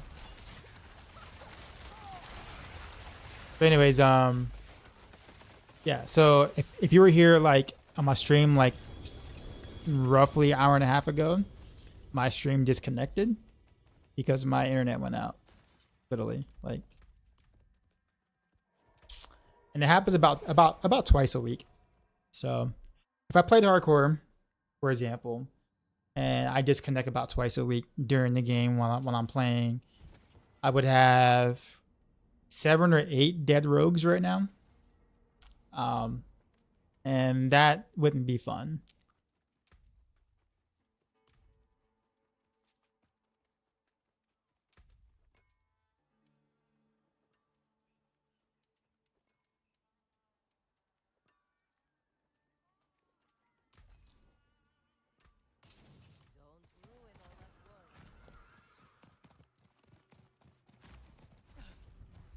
But also, I guess another thing, I actually used to play hardcore a bit in D3 vanilla, towards the beginning. I won't say towards the beginning of it, but like, I would say midway through with like Action Confu, quite a bit. So, I actually used to dive into that, but I also had better internet at the time as well.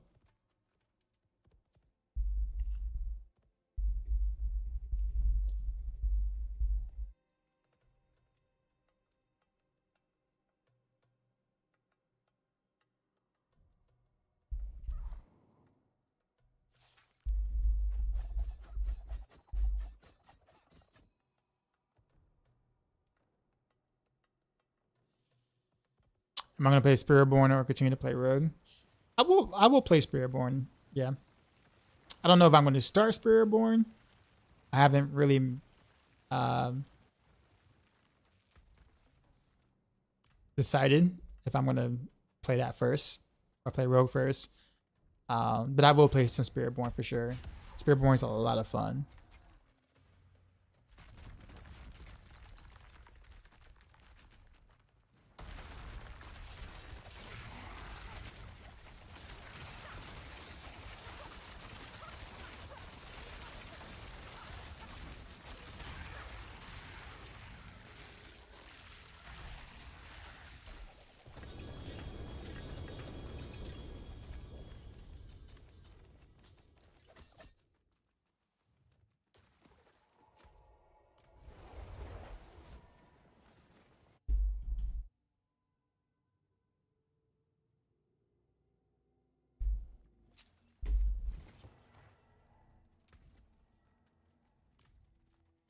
Kind of really like the Cold Barrage.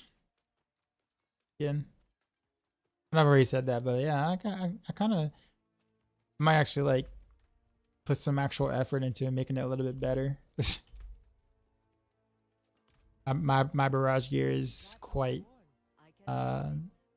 elementary, but it's fun.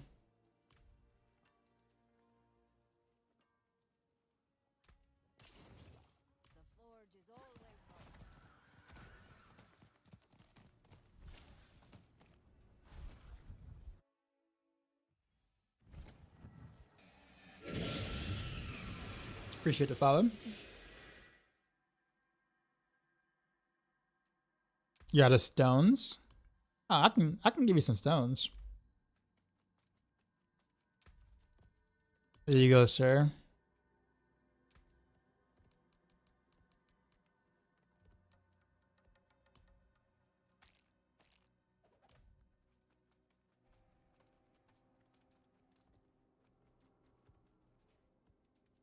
I try to make a physical pin shot build. I actually have not.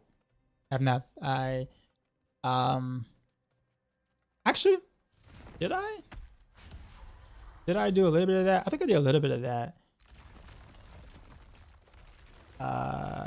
Was it last week or the week before last? I can't remember.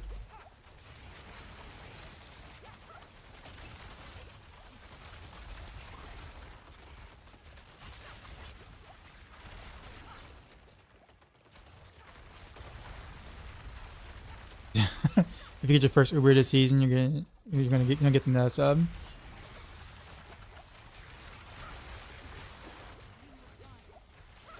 Oh, so you don't have an Uber at all?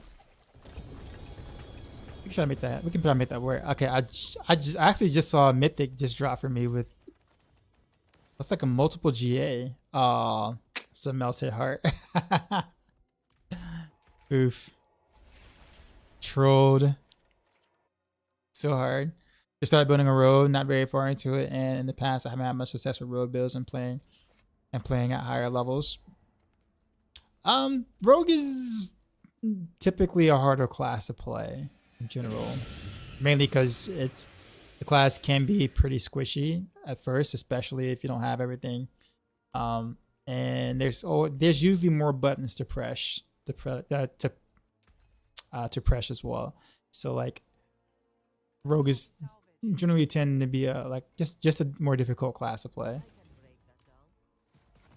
So don't feel bad if it's you might find it a little difficult to get into the higher levels. It's just Rogue is just harder in general.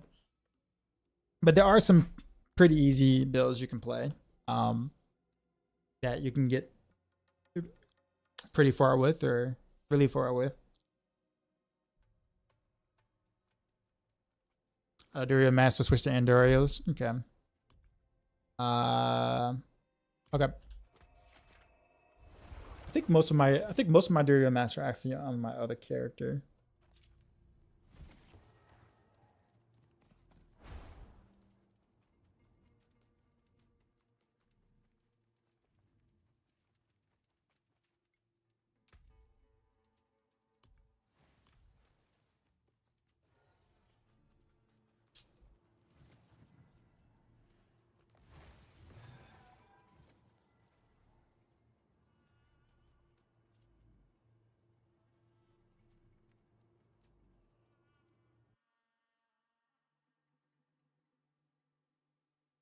If any ask for hardcore, ask me. Oh, you play hardcore, Jawan?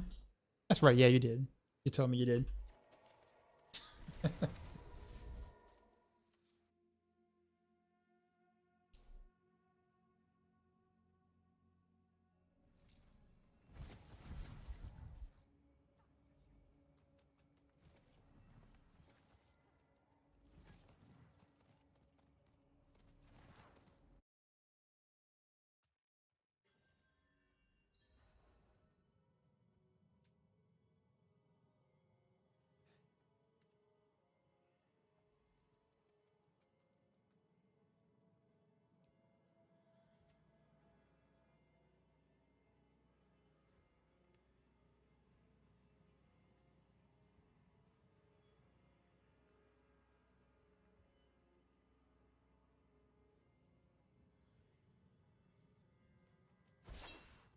We say you're building Andaria Rogue. Okay, that's a really good choice, especially. Yeah, that's a really good choice. You'll like it. Vanilla, what's up? What's going on? Animal Mother, appreciate the follow.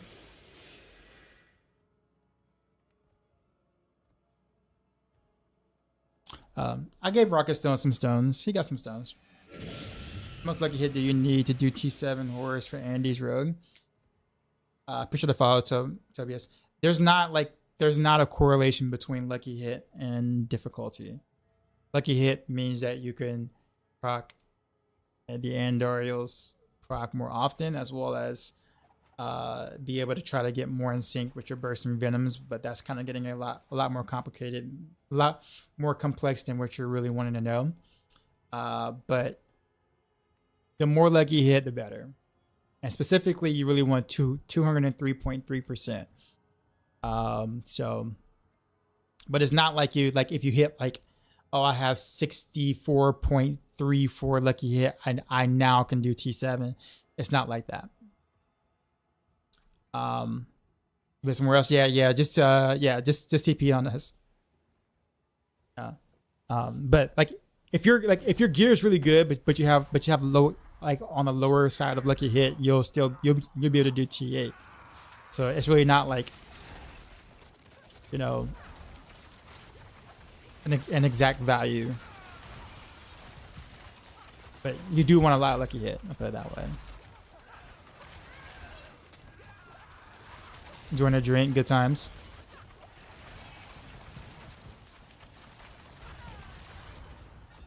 Ow. I did kind of dash right into that though. Rock and Stone. Rock and Stone, the hero. Our hero.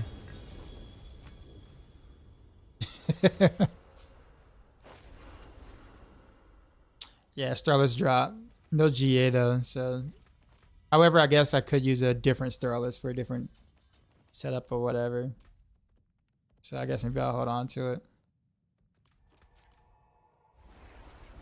Doesn't seem that difficult to play it. It's not. Relative to some other rogue builds, it's not that difficult to play at all. Which needs to be a concern. Actually, Andy's Barrage is actually pretty tanky. You'll be fine. But yeah, farming all the stuff for it, that's gonna take some time for sure.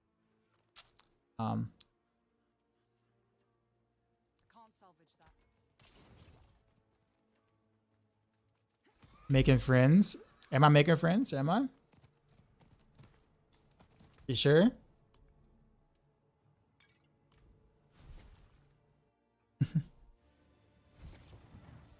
Like me and Decoy or Rock and Stone have been cool for, wow, it has been about a decade. We played in Diablo 3 first, I think, and then some Heroes of the Storm a little bit. Yeah, we've and what else? Was it just those two, or I think there's like some other games too. It's been about a decade, and Odinson is my brother in real life. That's like my older brother. And then the other guy's guy from the stream chat. I don't really have any history with him. At least not yet. Who knows? He might be around for a while.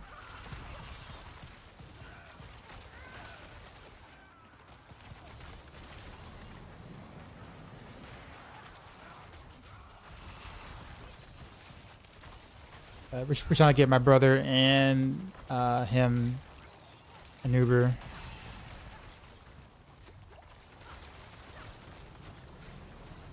Or a mythic unique.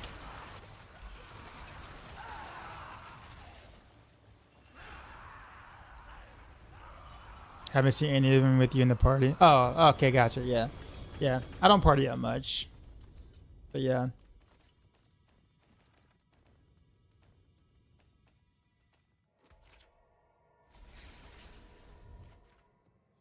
Any Barrage up here, I'll tell you this much. If I can learn it, anyone you can learn it. All right.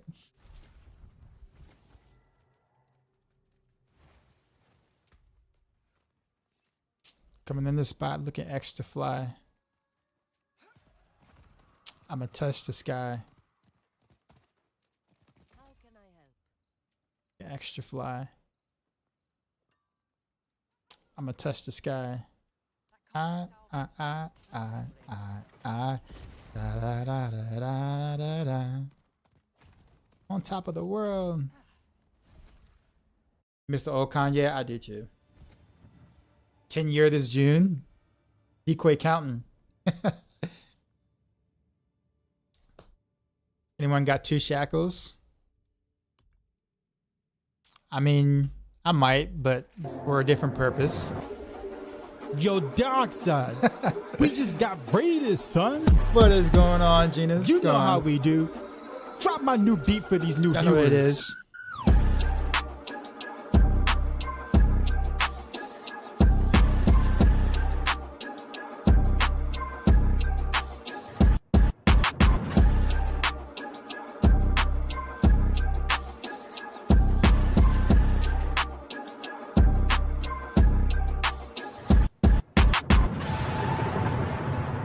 Sheezy. Ow. What is going on? Jenna Flames raided my stream with 15 views. Appreciate you. How's it going? Let the flames consume you. I like that. How you been? I was gonna go back and see if I could find some shackles. I might have some shackles. I might have to probably dig deep in my bedroom, somewhere in the closet. But I'm sure I got some shackles somewhere. Highest pit push? I don't push pit. I don't like the activity. I feel like the idea of trying to get the highest clear, fishing for about 400 or 500 tries for a single boss to spawn with the right Elias sub boss just isn't really appealing to me anymore. I did that in Diablo 3 for so long. I'm just over it, honestly. Blizzard needs to come up with a better way of, being able to, test out gears other than the 1 in 500 chance to clear a single pit level.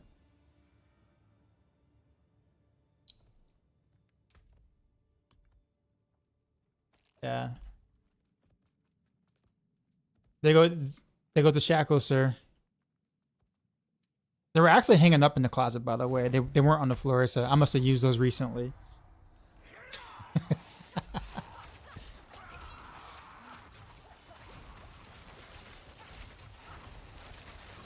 It's too much work. It's not even really a lot of work, honestly. Like,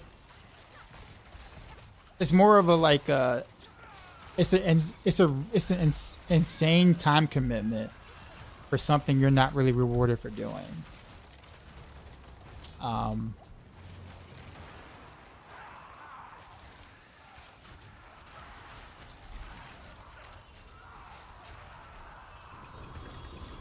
And I hope you sanitize those shackles before giving it to me. I mean, they smelled all right before, they passed the sniff test.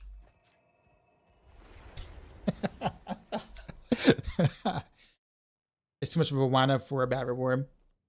I guess my thing is, I think I said this in the chat before, and it's something that, like, I used to do a lot of that in Diablo 3. So like GR pushing, like I did several like rank 1 world pushes on Demon Hunter back in the day. So like I know what the activity is like. But it's one of those things where, like, and it's not anyone's fault. It's not any player's fault, right? It's not any player's fault at all. It's just the way it is. Like you got to do what you got to do, for the clear. So I respect anyone who has the tenacity or wants to do the activity. But the way that I see it is that I think in an action RPG community, think about it this way.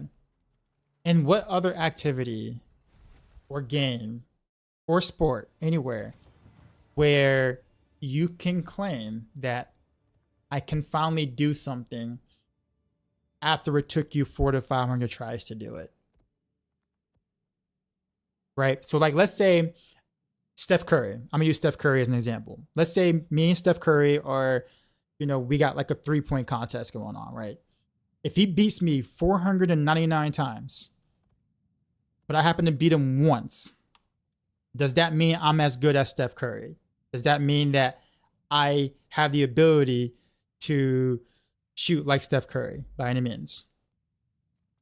If I beat him once out of 500 times, like, would anyone say I'm as good as Steph Curry? No. Okay. Probably not. If you beat Steph once, you're a god. Well, that's fair. That's a fair argument. But let's take a look at any other video game, any other competitive game, right? Any other competitive game, in a sense. If your win percentage is 1 out of every 500 times, right? Would you consider that good? If you were able to conquer or, win in like I don't know, elite mode or something, right? Like let's say the top tier or whatever. But your win percentage is one in 500. No one would consider that good. No one would even consider that like a thing. It's like, bro, you lost 499 times. So what? You won once.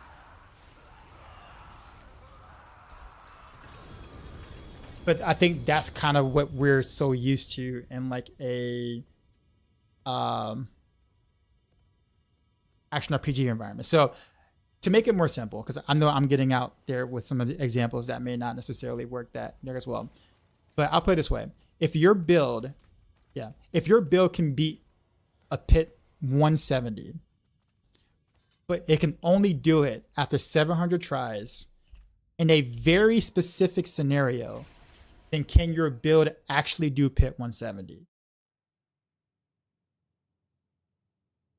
See what I'm saying? So if I was to go to your place right now and I'm your friend and you say, hey, friend, I cleared a pit 170, right? And then I come to your place, I'm like, okay, cool. I didn't see you do it. Can you do it again?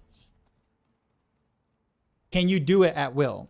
Can you show your friend in a couple of tries that you can do it?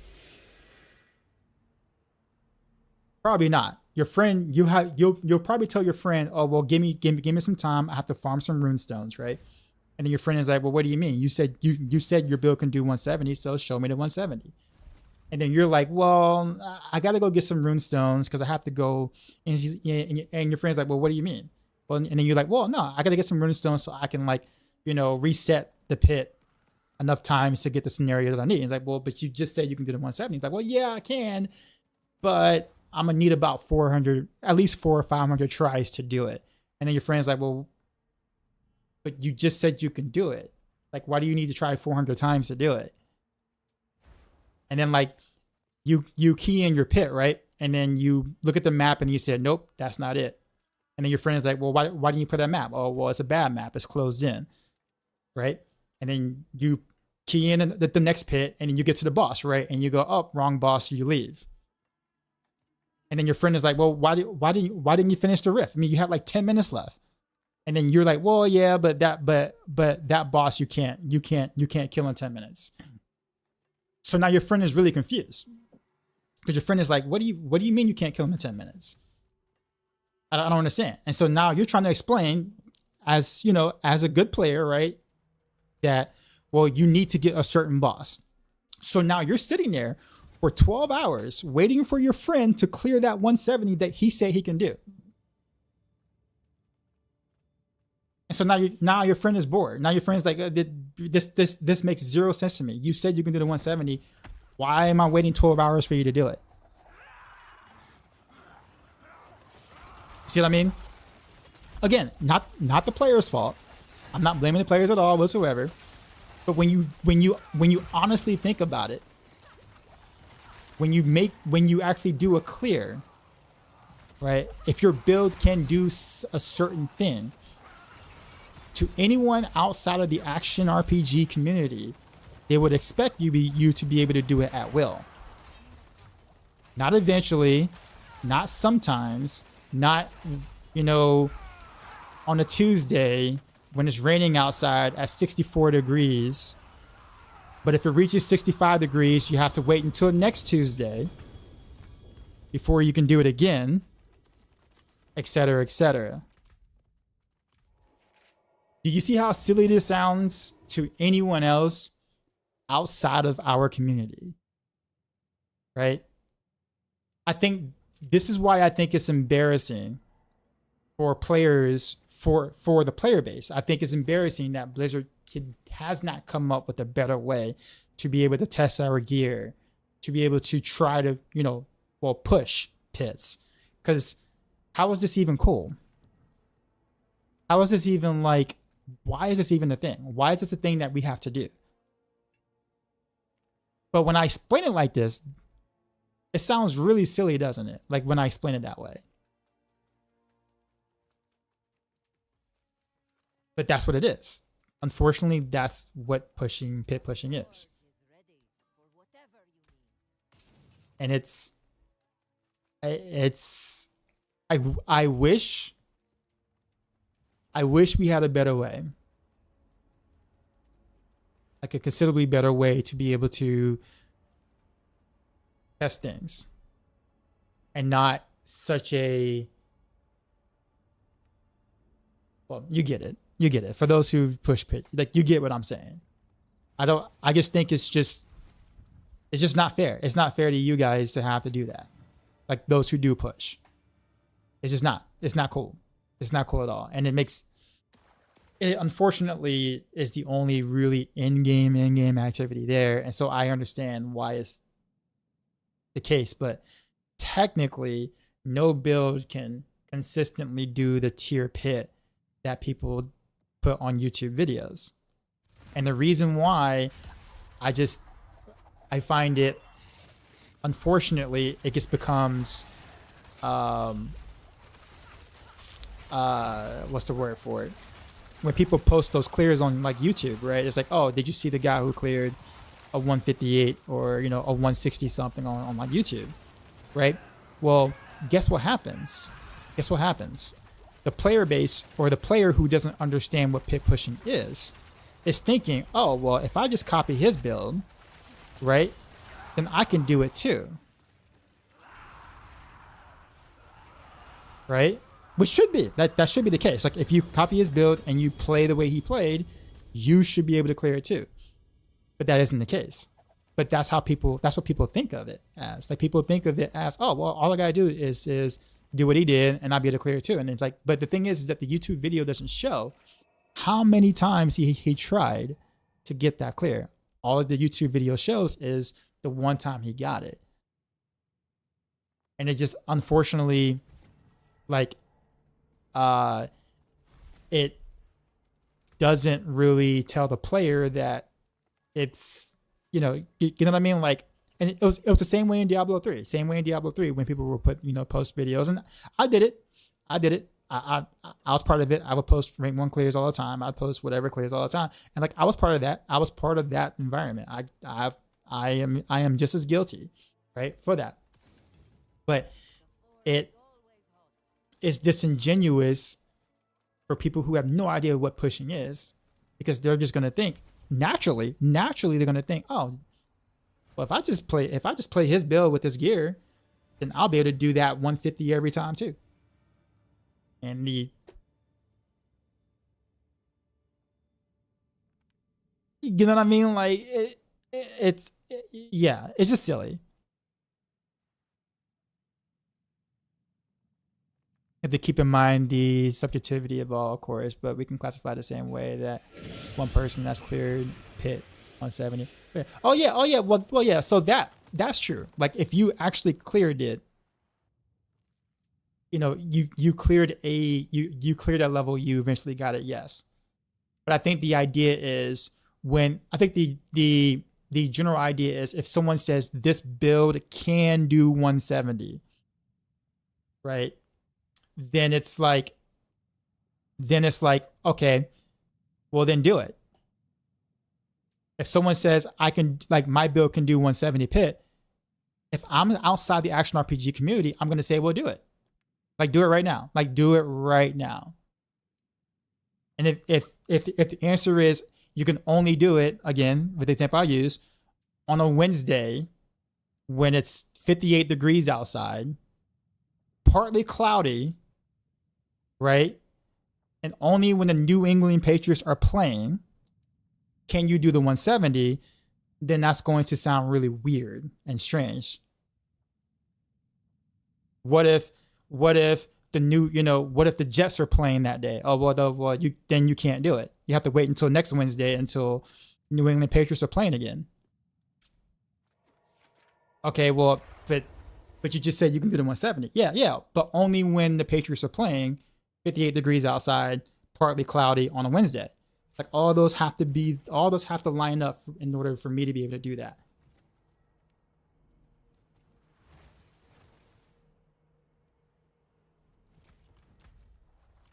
And I use that. I mean, I know I'm using a very out there example, but I'm doing it so you can see how crazy it is. That, I'm gonna say crazy, but like just what it is. What if the Patriots are playing the Jets? That's actually a very good point. I don't know. I don't know. That's a good point. I mean, maybe it's possible you can do it that day. I'm not sure. Maybe. It's a chance. There's a chance that can work. Like you go for it. You try that chance. Broly, what's up, man?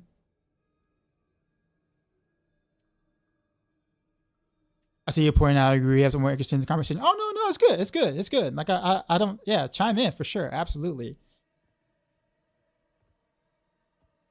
So the spirit caller is the Jets. Yes. You got it, Sindutaku. Yes, you got the right. Yes, that's your chance. You have the just don't fuck it up, right? At this point, don't mess it up. That's your chance, right? If you lose to the Jets, you have to wait till next Wednesday. Yes.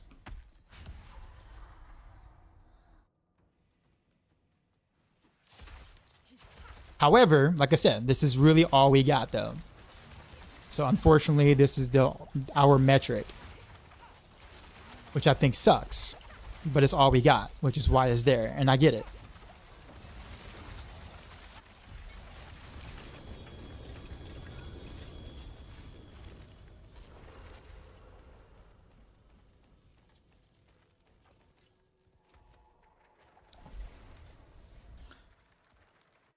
Borla knows. Borla's been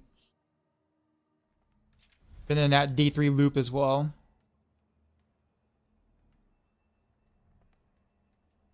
So would a more reasonable question be, what level pit can you complete consistently? Technically, yes.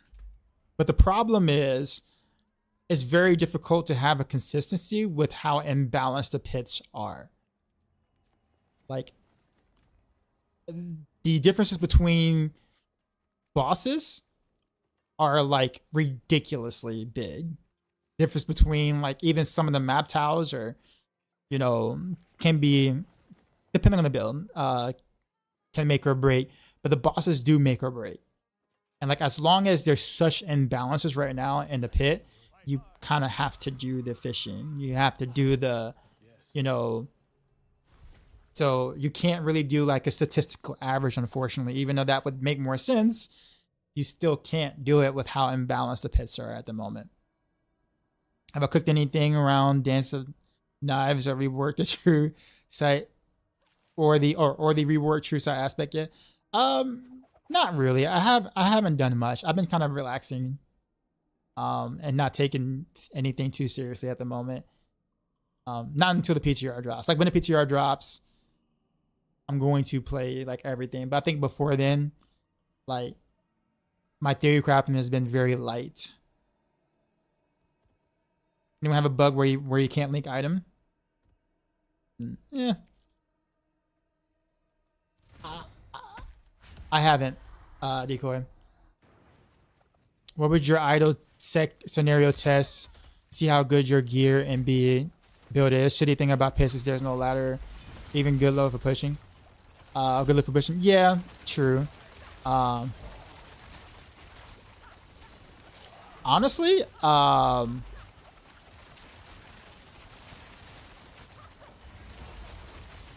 think Woody Joe mentioned this. I actually think what is it? I actually think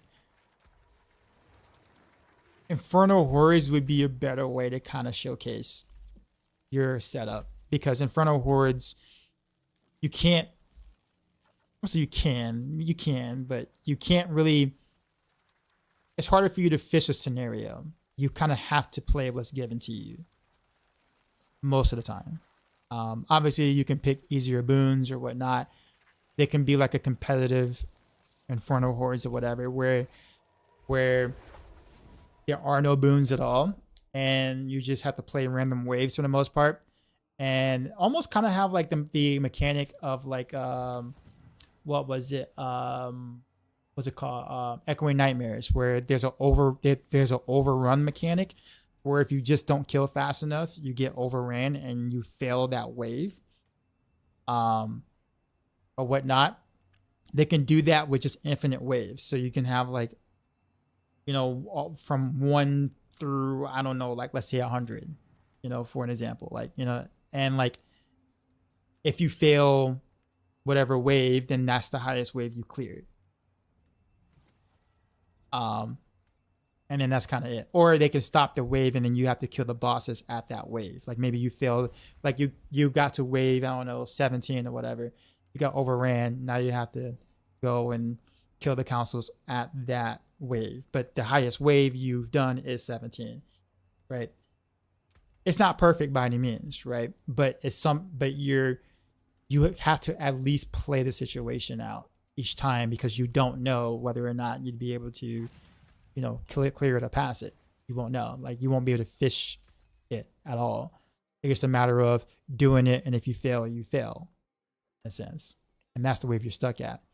But it means that you are forced to play all different kinds of scenarios and situations, the minimum, right? Again, not a perfect situation or whatnot, but it would be better than like testing your might in the pit for how it is right now.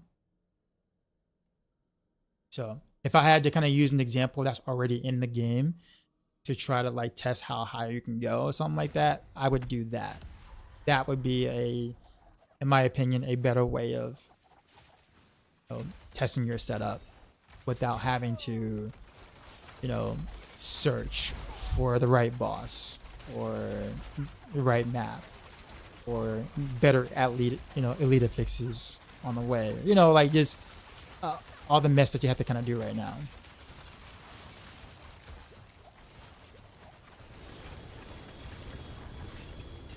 Again, not a perfect system, but it is. You're never gonna have a perfect system in a game where everything is like RNG, right?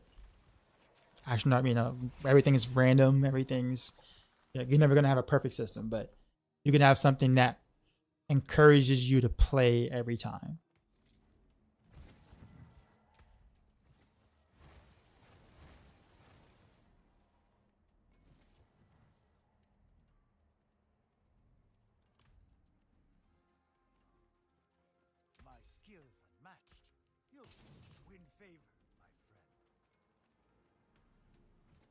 Hard thing about Inferno to clear really high. Inferno, you want to be AoE build, then like a boss single target build. Well, that's the point though. The point is to build.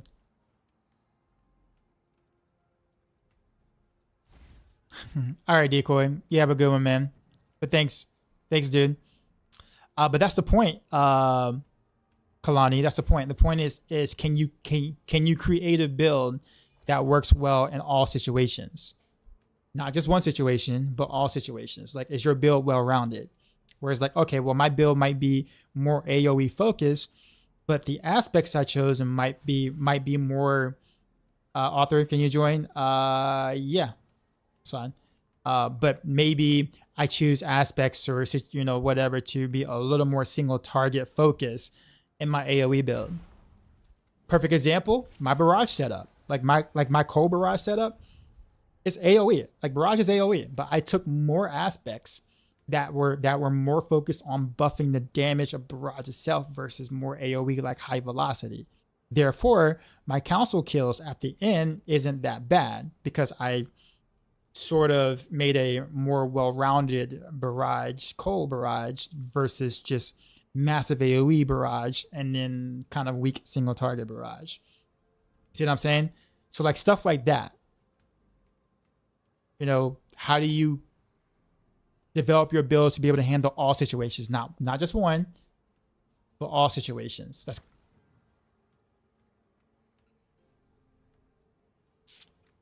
the author. We request invite. Said you got enough for 2 more runs. Greg. Okay, that's cool.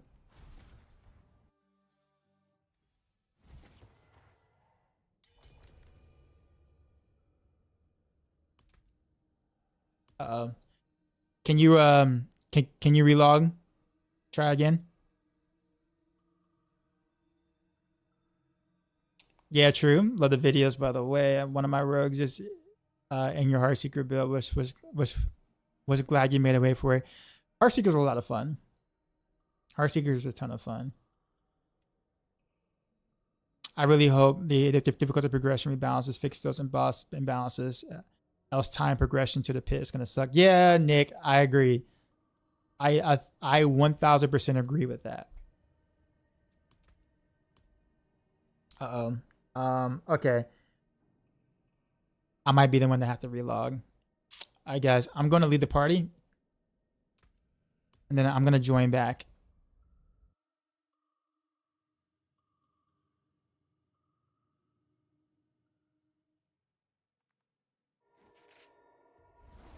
So yeah, that would be like, I think, Kalani, that would be more of my ideal situation scenario. I think Infernal Hordes works better for that than Piss does. And it'll feel different than Diablo 3. Because Piss is supposed to be a GRs from Diablo 3, but it's really a worse version of that. And if I want to push like that, I'd rather just play Diablo 3, which does it better. I feel like Infernal Hordes would be that different type of activity that feels different than D3 in terms of a push ideal, if that makes sense. I'm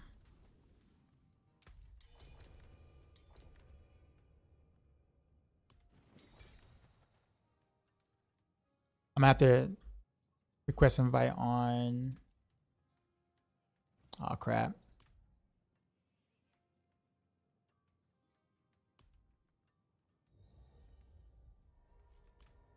All right, sorry. Author again. Request invite on me again, Author.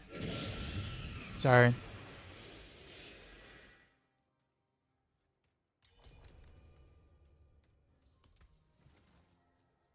Oh, see, how did the party bug happen again? I just relogged. Can you try relogging again? Author? I'm sorry. Should we all relog? No, he was able to join my party just now, and then I got out of the party to join y'all's party, and now he can't join this party. Sounds weird about, yeah. You think they'll add a Torment 5? Probably down the line, I'm sure. I'm sure at some point the power creep is going to happen. And they're going to have to add more difficulties like they did in Diablo 3.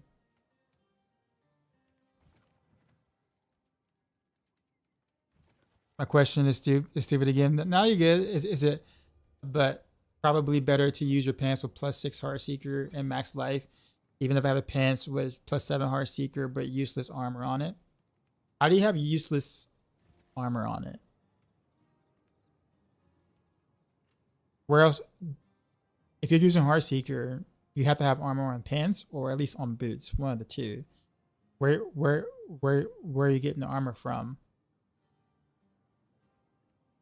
Like I know you have skulls in your jewelry, right? But you still need one armor roll somewhere.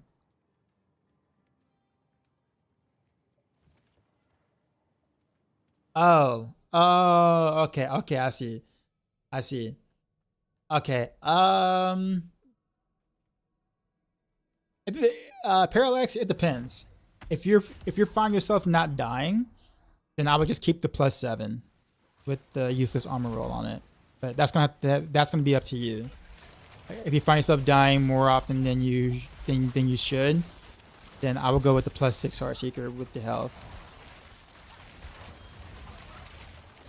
Yeah, I see what you mean now. I thought you was using the full version. I was like, wait a minute. That isn't my experimenting with this. I understand all meta builds originate as off meta builds. Yeah.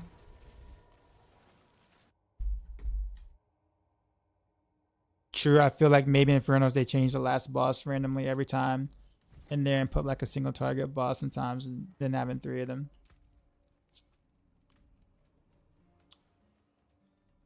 Yeah. Yeah, they can spice things up just as long as it's not like it is in Pit, right?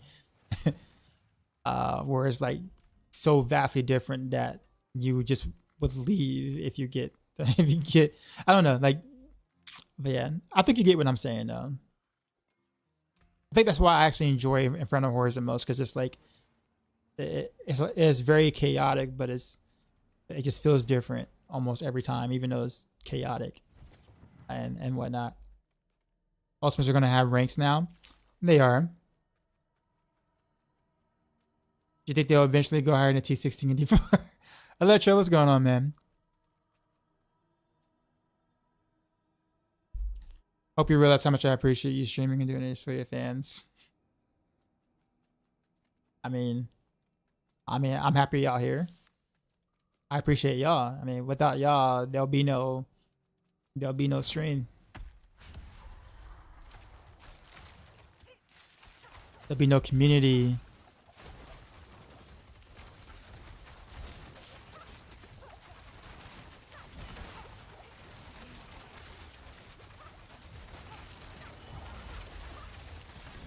And of course,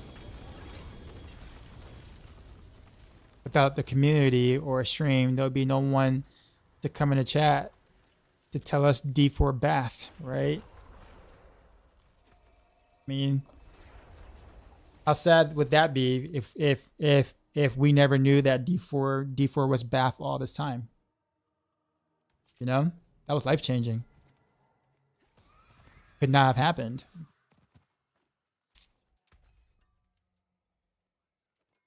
Very bath, yeah.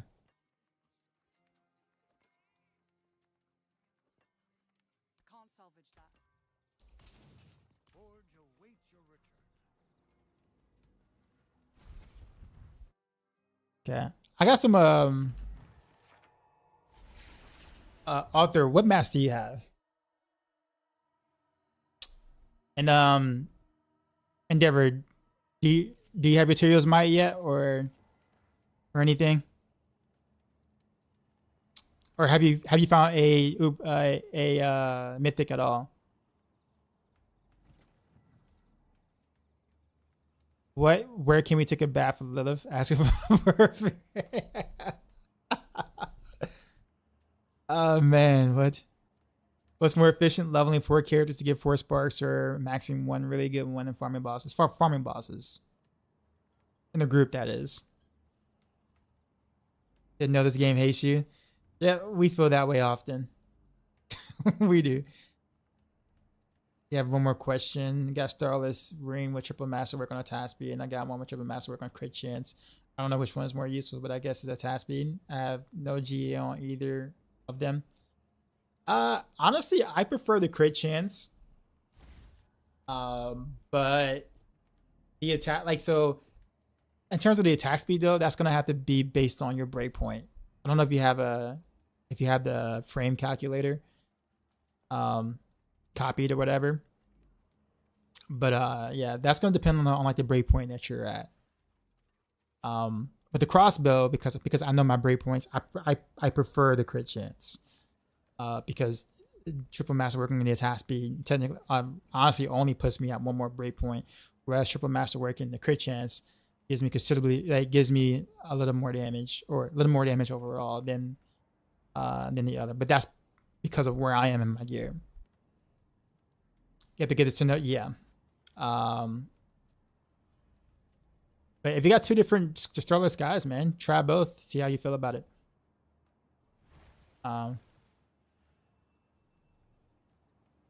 So Varshan, is that what you want to do? Where is everybody?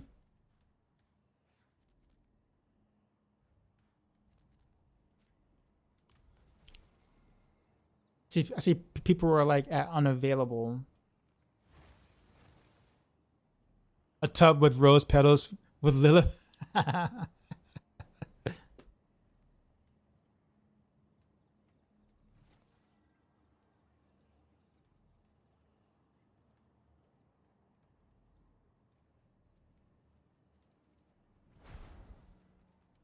You think you need an Andario? Okay, so are we at the Hall of the Penitent?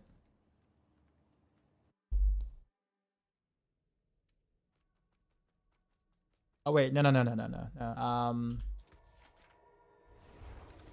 Sorry, I'm like reading the chat. So don't follow me. whoever has mass for wherever should just go there. Oh, go a hall. Okay, all right. I guess we go there then. Chamber of Penitence. Okay, gotcha.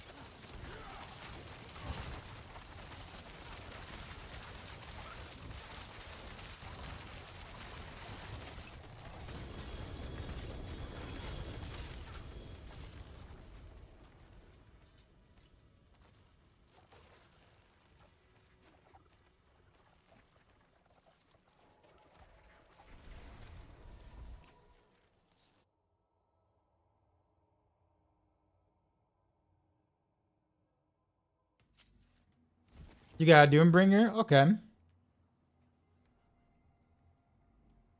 Not what you want to base something. Hey, so salvage that. Yeah, salvage that. We'll keep doing more boss runs, but when we're done, I'm gonna help you kill Lilith, and that's gonna get you your 4th spark, and then you can craft your Tyrio's Might. But in the meantime, let's keep doing more bosses though. Cause I also want who is it Monte, I think. So for he can get his first mythic.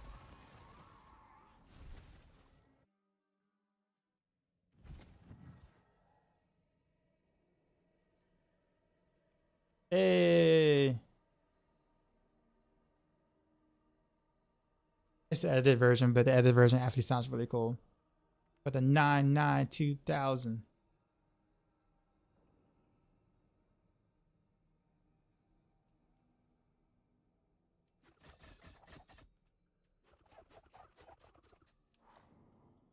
Do you need Lilith Arthur?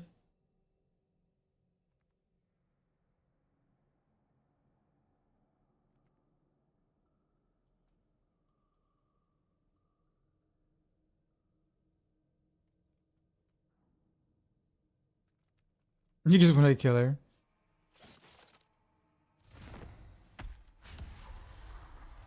Not sure you remember me asking about Starless and Tyrios, but ended up going Starless. You said you kind of regret it? Is it more for yeah, for toughness? Yeah.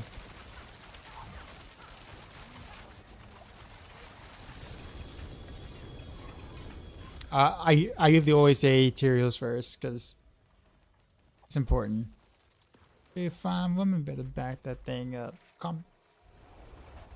Last night you got a 3 GA shackle and no G on cooldown. What? Oh, that's so troll the game. So that feels so bad, I'm sure.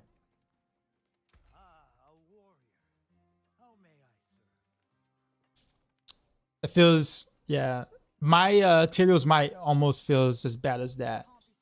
I ended up getting the double GA on my Tyrios Might, except for the 2 affixes I wanted. So I got a GA on the all resist and the movement speed, which I don't really necessarily need either to be GA on. But if it would have rolled GA on a max resistance or damage reduction, but nah, game says no.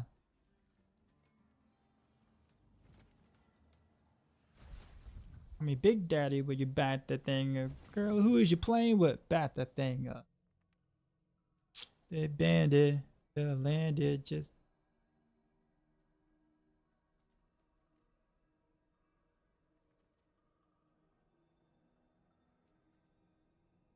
Well, max raise is good though. Like max raise is good because at that point you can just triple G or triple masterwork the damage reduction at that point and get some value about it. Like, so that's a good one to get a GA on, but the movement speed, well,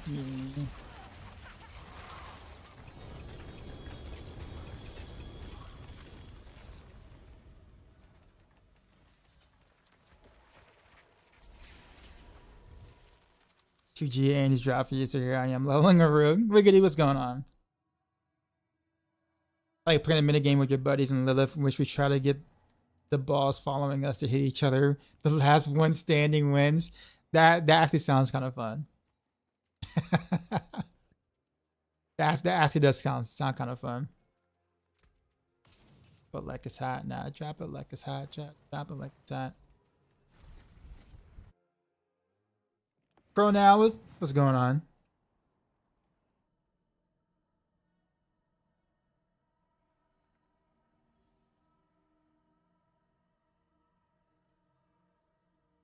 Yeah, we could probably do Vershawn next if we have hearts. But Docs out, what Andy's variant is second best to Barrage for bossing? What Andy's variant? Probably Puncture.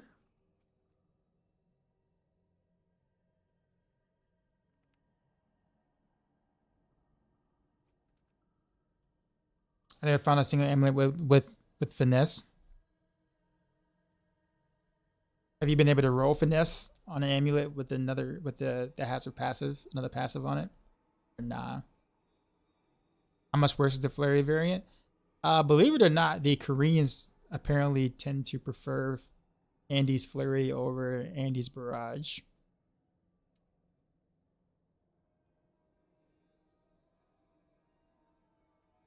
So I mean, you can do either.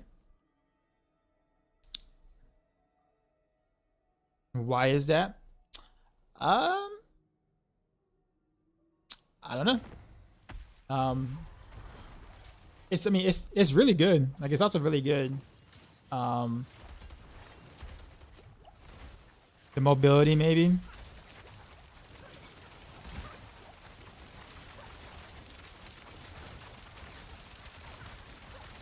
I mean, there was a Korean video like 2 weeks ago, and it was absolutely shredding T8s. Like on paper, Barrage is better, right? But like Andy's Flurry is not far behind at all whatsoever. And I honestly think it's more fun as well because of all the teleporting flurries you can do. It was actually quite a lot of fun to watch. The play style. So if I was ever really make a, like a good Andy's build, I'd probably do Flurry over Barrage personally, just because of the fun factor. That can't be salvaged. That got most of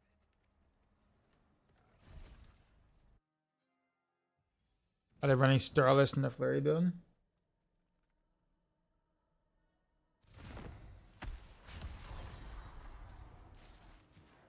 I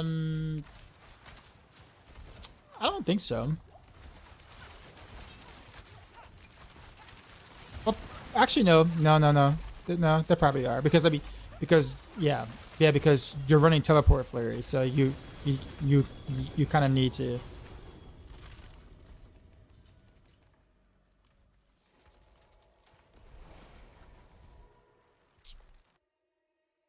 I think I play Flurry next season with the Tempers. I was thinking about leveling Flurry next season. I'm kind of regretting not doing it this season, to be honest.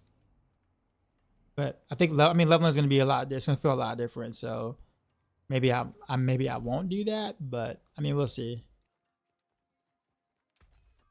But I will say this season, I really wish I did. That can't be salvaged.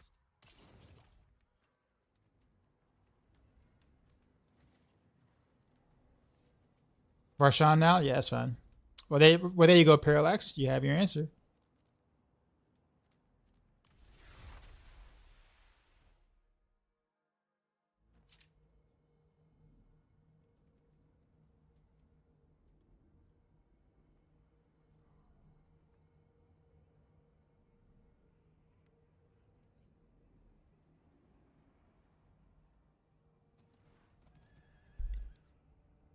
So you don't have enough.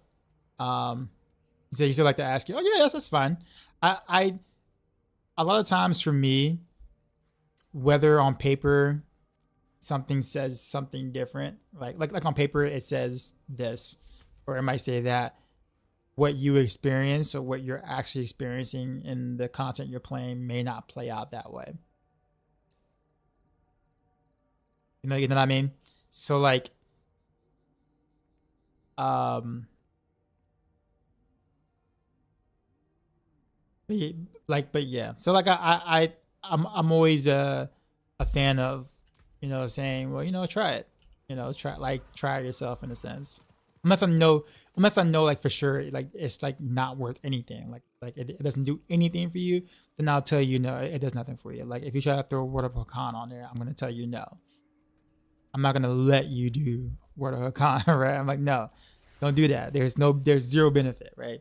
But if you're asking me between two different things that are both beneficial, then in more cases or not, I'm gonna just tell you to try it. Try each one.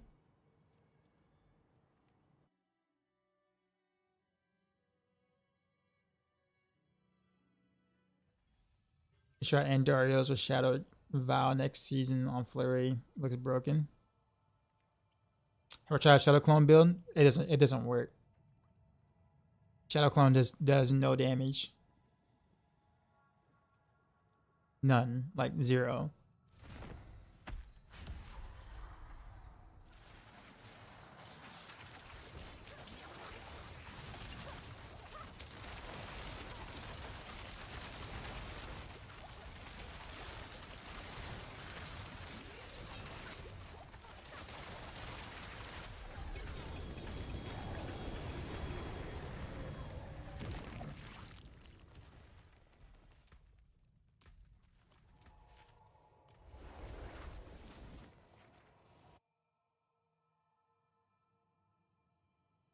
Are they fixing Victimize? So technically speaking, they did fix Victimize, but they redesigned it. Ish, kind of. Or they repurposed it. So it now is based off your weapon damage, which in my opinion makes it worse. Considerably worse than if they would have just fixed the way the multipliers interacted with the current Victimize. So what I mean by that is that now that it's based off your weapon damage, even if they did buff the value of it a little bit, it means you have to build it like you build Andarios, where basically you're not building for damage on your own skill, you're building on the proc. That doesn't. So it's basically like a poor man's Andarios proc is what Victimize is now, which I think is silly.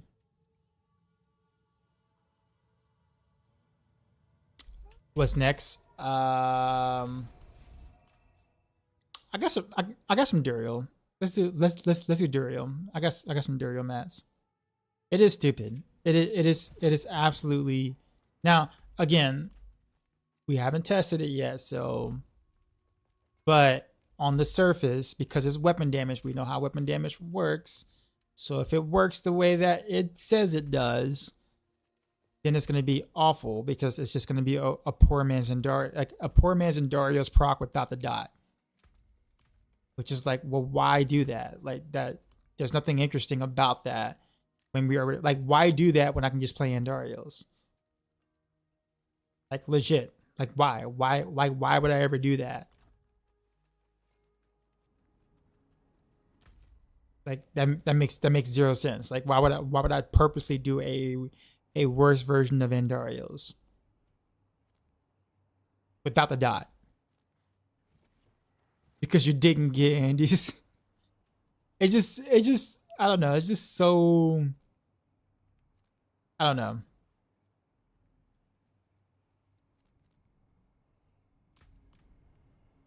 Let's just say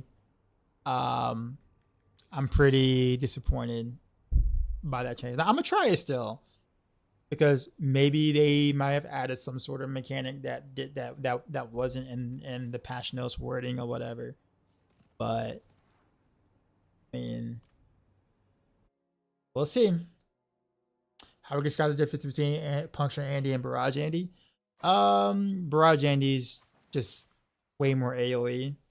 It's or easier to deal this AoE damage because it hits everywhere. Single target, they're actually not that far away from each other at all whatsoever. But I would say Puncture Andy's is a lot easier to build because, well, Puncture has really good lucky hit already, so you don't necessarily need a godlike Fist of Fate to make it work. Things.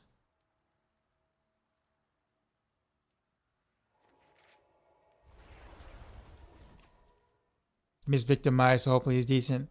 I'm not holding my breath, but I'm gonna try on PTR.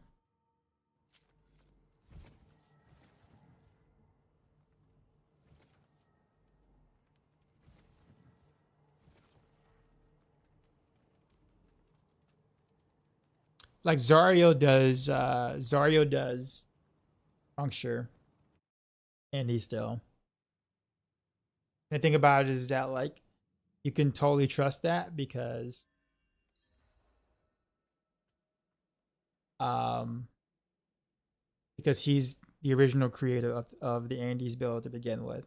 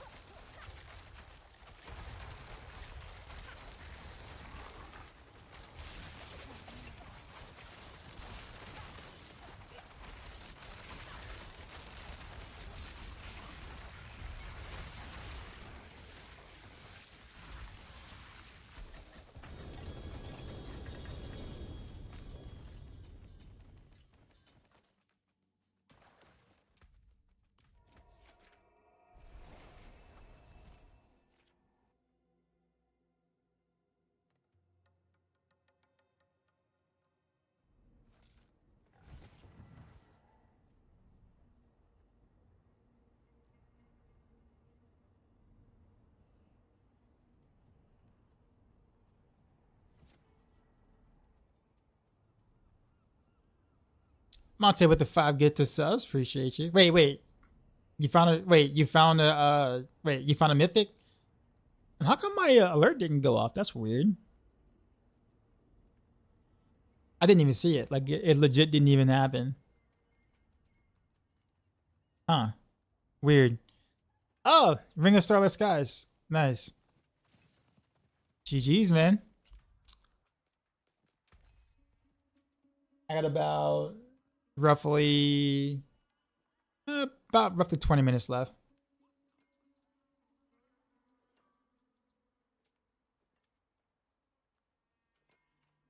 That can't be salvaged. Any advice you get to a new player? Don't rush. Play the campaign. Don't get power level by your friends. Like, play solo at first. Or have your friend play a new character with you. And play it, like, together. That's by far the best advice I can give you. Too many times have I seen people who are brand new get power level by their friends, and then their friends are like, all right, GG's, I'm going to play some Destiny now. Have fun. And now you're stuck not knowing anything about the game, and you're like level 90 with like almost no gear. And you're just like, okay, what do I do now? You're so lost. That I've seen that scenario way too often. So take your time. There's a lot to learn about the game. It's also like really enjoyable to, you know, to play through the game, especially like your first time playing.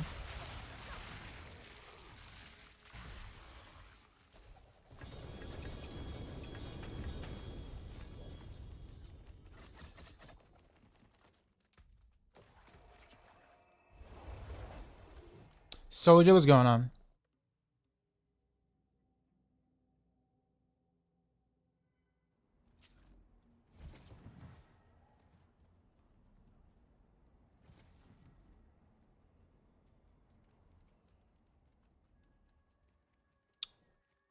Yeah, you have to look into the outside new trial version of Shadow. Oh, that. It's fun. It is so much fun. I'm thinking about how to really make Heartseeker like work in the PTR. I was hoping to be able to build around Victimize. It doesn't look like it doesn't look promising for Victimize. We might have to still do close quarters combat. I was also trying to build it around a new key passive, but because mix cold and mix shadow and beam isn't getting buffed by the key passive, then um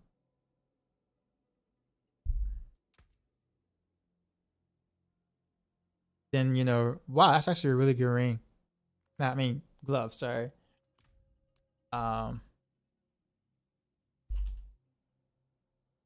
So I'm hoping to not have to do it around close quarters combat, because now we have to build close damage, which means that you're more incentivized to play it kind of close up in a sense. But yeah, yeah. Again, I'm gonna just need time in PTR to kind of do. I've been lurking, but the Yabba Dabba Doo song made me question if you was hearing it right. You were. It's a Weird Al song. It's a Weird Al song. So if you know anything about Weird Al, he does a lot of parodies and like silly songs, but he's such a great artist.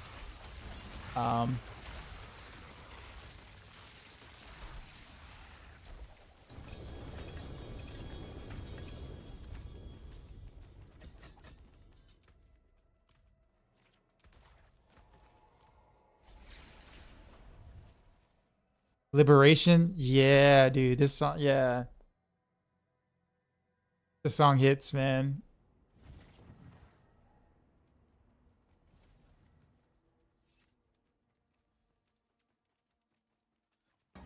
A curse with the prime, appreciate you.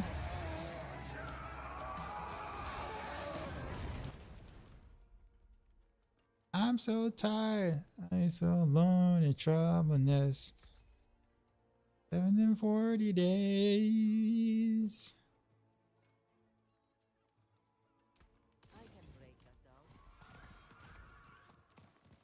Can you do Little Sidlet soon? You gotta go to bed?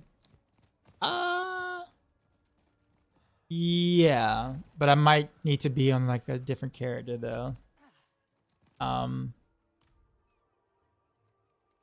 Eh, Author's got DPS. It's fine. Let's just go. Yeah, let's just go.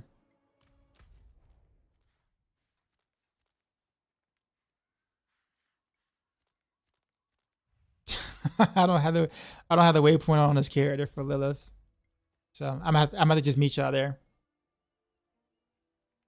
None the points resumed. I've said it before. Best tunes on Twitch right here. You should be in the DJ category, die. I appreciate the compliments. It's like 1,800 songs on my playlist, man. For sure curated for Steam.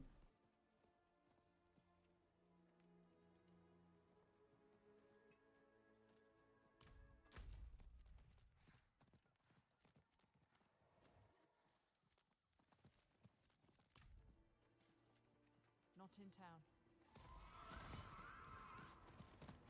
So tonight, I won't be able to do it tonight.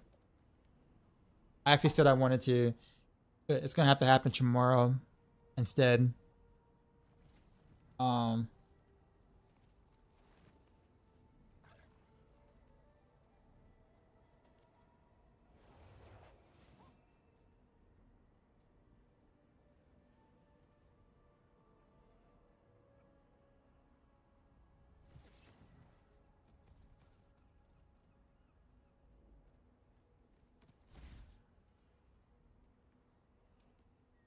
Favorite song currently? Like just in general, I don't know if I have a favorite, I don't have if I have a favorite song like currently. Um, I'm a musician, so there's and a music teacher. There's hard for me to pick just one. All right, Lilith.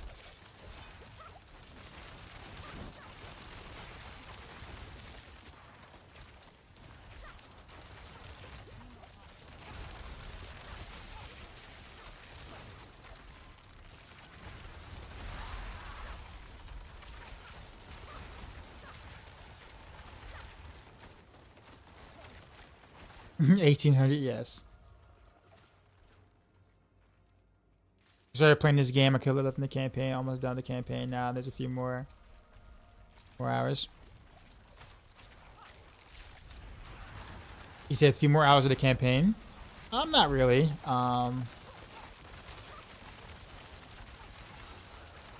I mean, in terms of what to do for the rest of the game, I mean, there's still a lot more.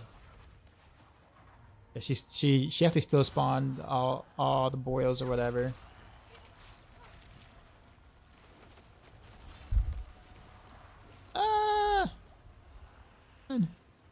Run. Here's.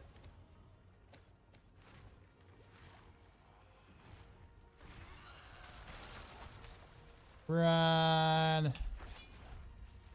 Run, Forrest, run. Oh, I'm the only one alive. Okay.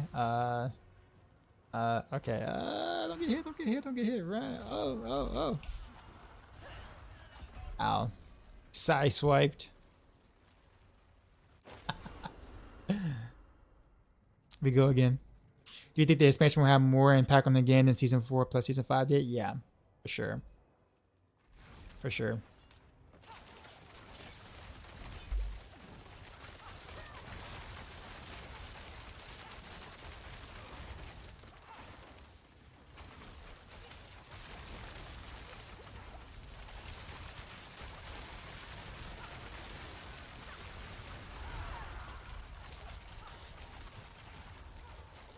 Yeah, I got one stack. I'll take it more seriously this time though. Alright, we got this. I mean, campaign wise, oh no, you don't have much more to go campaign wise. No, you don't.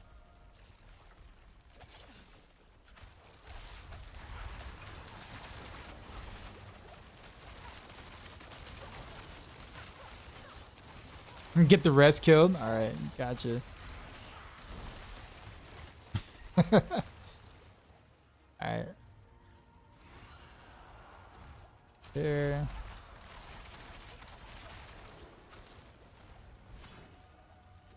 Run. Run. Run.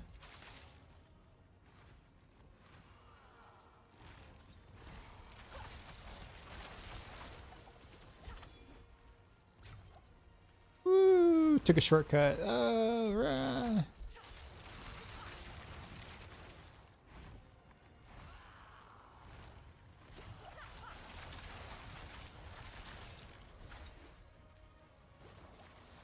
Well, that was close. I dashed right into it.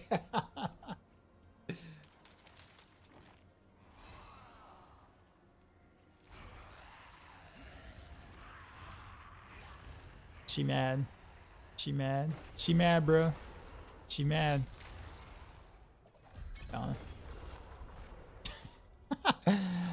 Look at those two whatchamacallits. Alright, and that's it. That is Lilith. I almost wanted to keep going. It's been amazing. Oh yeah, the campaign is really good. Campaign's really good. Can't wait for PoE 2. You said you can't stand this game. Can't wait for PoE 2. Alright. I actually I'm excited for PoE 2 as well. I think the combat looks really, really cool.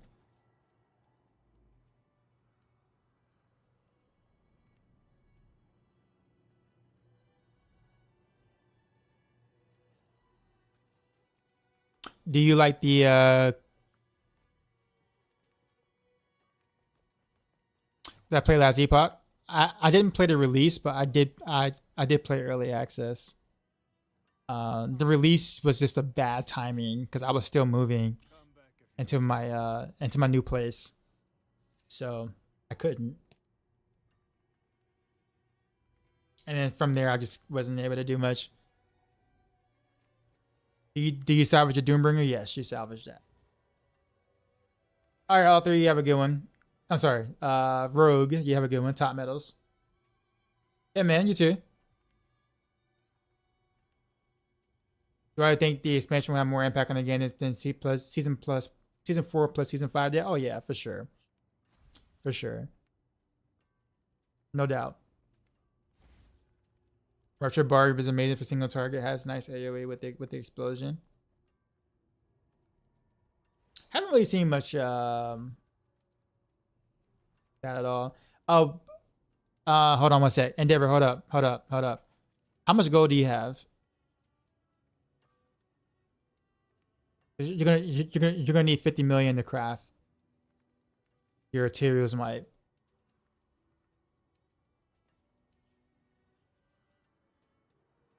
Oh yeah, you got plenty. Okay, so come down here. Did you salvage your Doombringer yet already?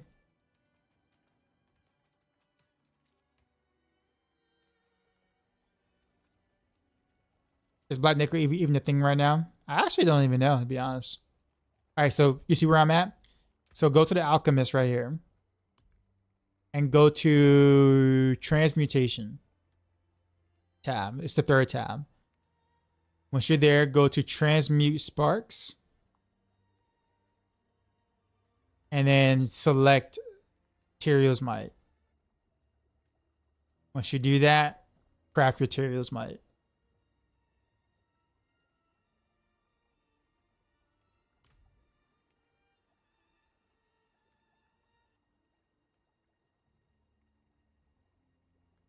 Why that one and not Starless Die? Well, you've been telling me you need a Tyrael's Might, right? Only today you told me you wanted Starless Squad, like Starless Guy. So like you've been telling me like for the past week that you've been looking for a Tyrael's Might. You need both. Okay. So let me ask you a question. When you've been doing T7 hordes or T8 hordes, was it the defense that you were having issues with, or was it the offense? Also, the guide that you're following on Maxroll.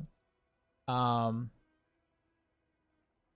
on. Let me pull up the Maxroll guide real quick. I don't know which one to suggest first. So I don't know. Actually, does anyone know? Like the landslide druid. Do you go for Tyrael's Might first, or do you go for Starless Skies?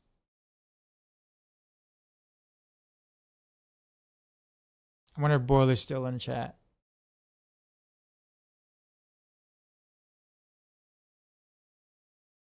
I don't know enough about the druid build.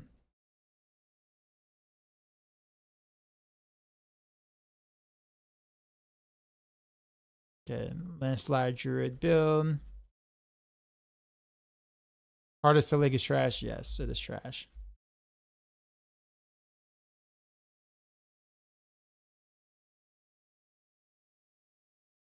Let's see. You said Starless. Let me look at the Mythic Unique thing. Mythic Unique set utilizes Starless Skies as well as Tyrael's Might to drastically improve toughness. This set is recommended for pushing high tier pores. Provided you have both of these, see below them and implement them.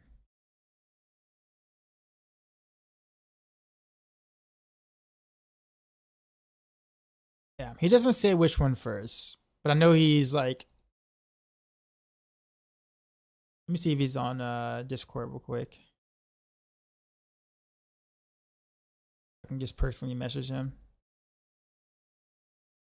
Well, it's on mobile.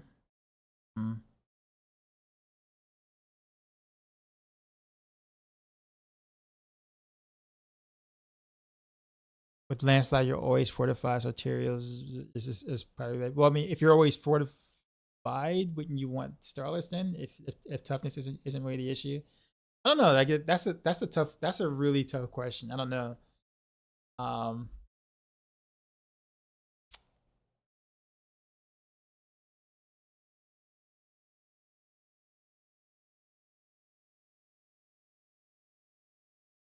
You watch whichever one your brother's crafts will be the next mystic that drop. Yeah, that always happens, right? But yeah, Endeavor, you can. I mean, go Starless. I think that's what you were leaning towards, anyhow. Eventually, you're still gonna want Tyrael's Might anyway. So I mean, you're gonna want the other regardless at some point. But yeah.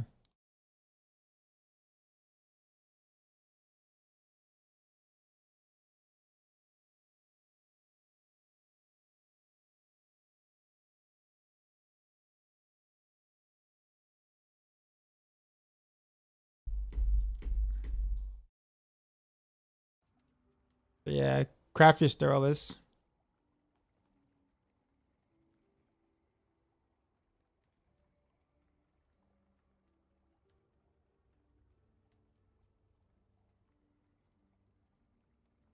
Did you get it?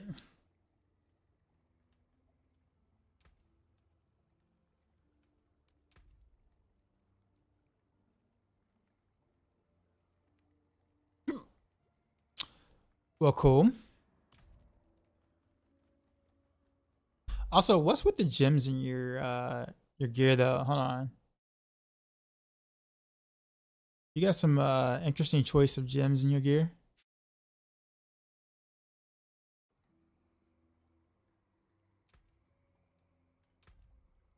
Like why do I see sapphires?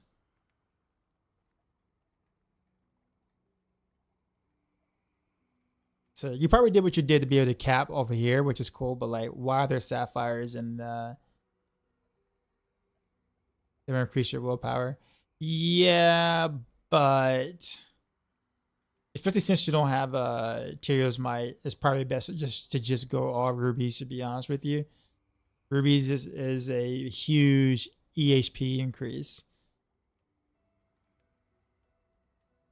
Like you don't want to bother with like willpower like that until until the rest of your defenses are really, really good. Like the 300 willpower isn't really doing much for you. I'm gonna be honest with you, at least not yet.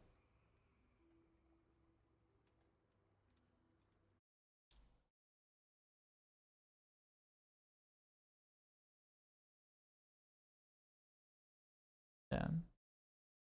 Sacrifice damage. Also, too, you definitely want to get a better amulet, by the way. Banish Lore's talisman isn't really doing you any favors either.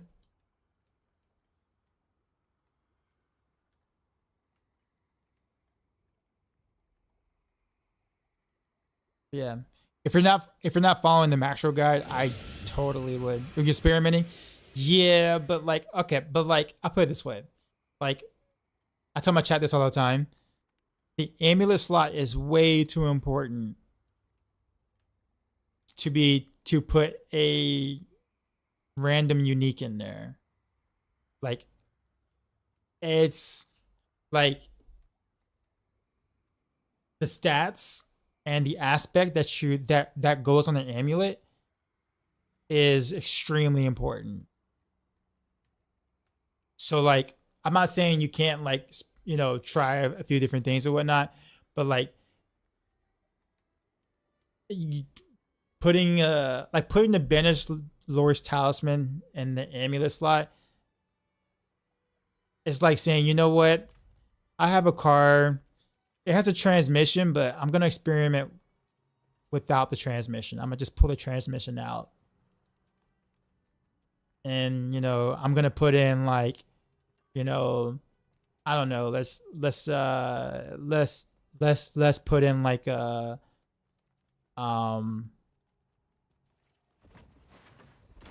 don't know, like you I don't have a good example of that, but like yeah, but you not having like a regular amulet with the right aspect is legit just like pulling out your transmission. There's a legit reason I promised the attack speed and the overpower damage.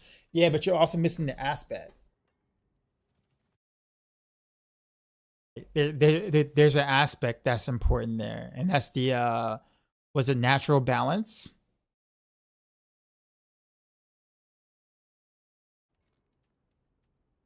Like natural balance is extreme. Like, do you have that anywhere else? Okay, you do. So you have it on your ring, but you really want it on an amulet.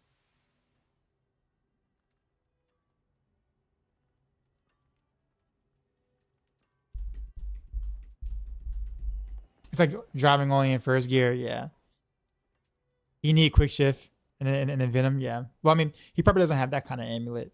Obviously, amulets are very hard. Like good amulets are hard to get. are hard to get, but that's the nature of the grind for sure. It takes a while. Anyways, yeah, I would definitely throw rubies in your gear. You're not doing yourself any favor with the willpower there at all. Same thing with the having the sapphire. I guess it really doesn't really matter too much in terms of critical strike damage and sapphire. It's probably not that big of a deal. But yeah. But anyways, yeah. Congrats on the Starless. Well, actually, now that you have the Starless Skies now, you have that means now you have to put natural balance in the amulet because you have nowhere else to put it. So you have to put it on you have to put that on the regular amulet anyways if you're gonna fit the Starless Skies in there. So you have to drop the Bennett's Flourish Talisman amulet regardless.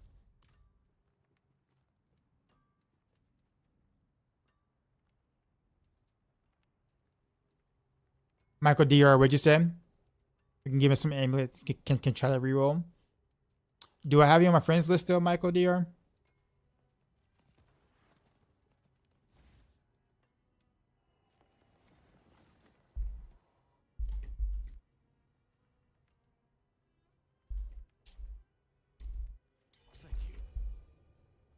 Yeah, it's just that overpower is such a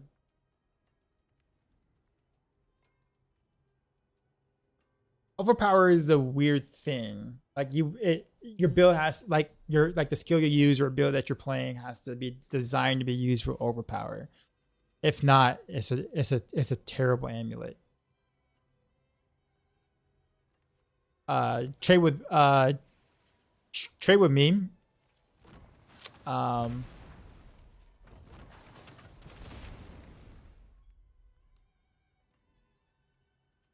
And I'll give it to him.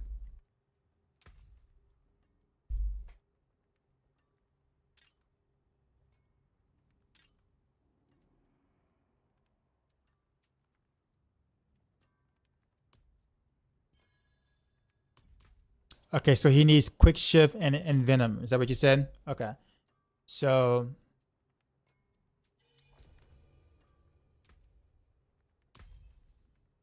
all right, so here's two different amulets. So this amulet, so the one without the gridded affix is actually the one that you really want. It already has +2 and venom on it, but you want to try to roll quick shift on it.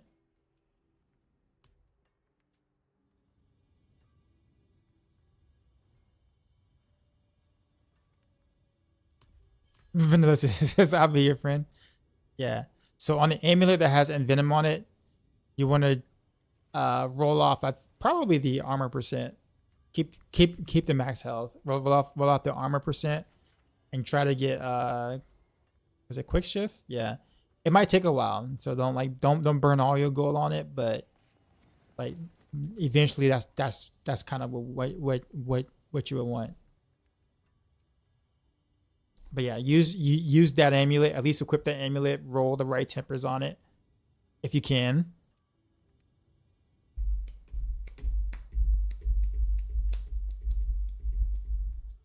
I put any gems or tempers on stuff like that on any of my gear. Currently, like level 50 or something. Should I be doing that or wait until after the campaign's done?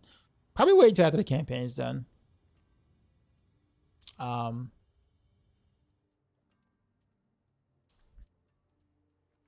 Because then your character is going to scale appropriately to the campaign.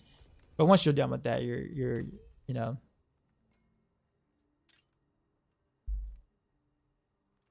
Got another one? Okay. All right. I got another one for you from Nud.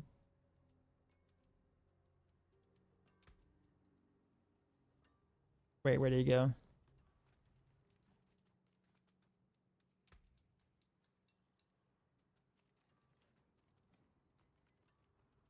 What'd you get?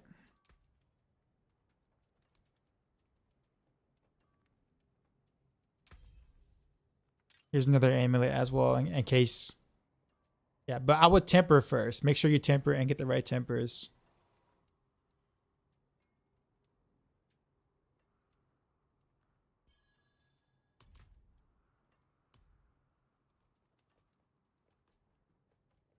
So that's the hard part. So you want damage to crowd control and movement speed.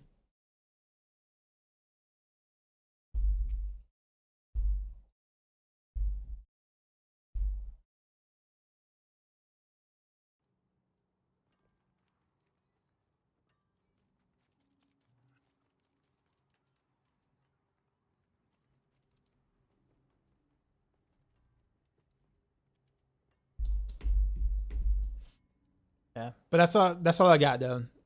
For day.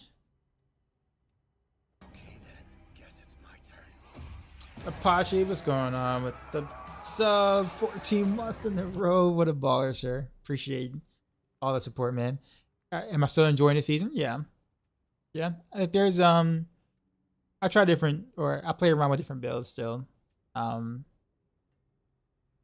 There's still some work to be done to make my character better. So I really enjoy Infernal Hordes. I know that that's all I do now, because I don't really too much care for the pit. But I'm really not bored of Infernal Hordes yet, believe it or not. I still like doing it on different builds and different challenges. Like can I do it without Tyrio's might, under 20k HP, or some stuff. So I still enjoy it. What's the fastest way to get 4 mil? Well, Infernal Hordes actually. Infernal Hordes, like T7 Infernal Hordes or whatever. And then take the gold chest. Although you could do Whispers and get the 4 mil that way. That might be actually a little faster if you just want 4 mil. But you'll get significantly more gold if you just did Infernal Hordes and took the gold chest. I have a friend telling me I should rather take Frigid Finesse over Chemical Advantage. I'm playing Poison Barrage, but I feel like I lose way too much damage. But since you gain damage, actually you want both. Frigid Finesse is really powerful, but Alchemical Advantage, you take it because you want to reach a certain breakpoint, so that's important. I would probably say that's probably more important than Frigid Finesse, but not by a lot. Hope I can help him a little bit. He can also look at your build. I'm running the mythic version of Landslide.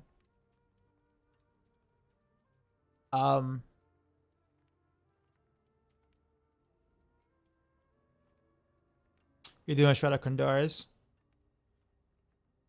and Poison build. Yo, I love this song. Tennessee.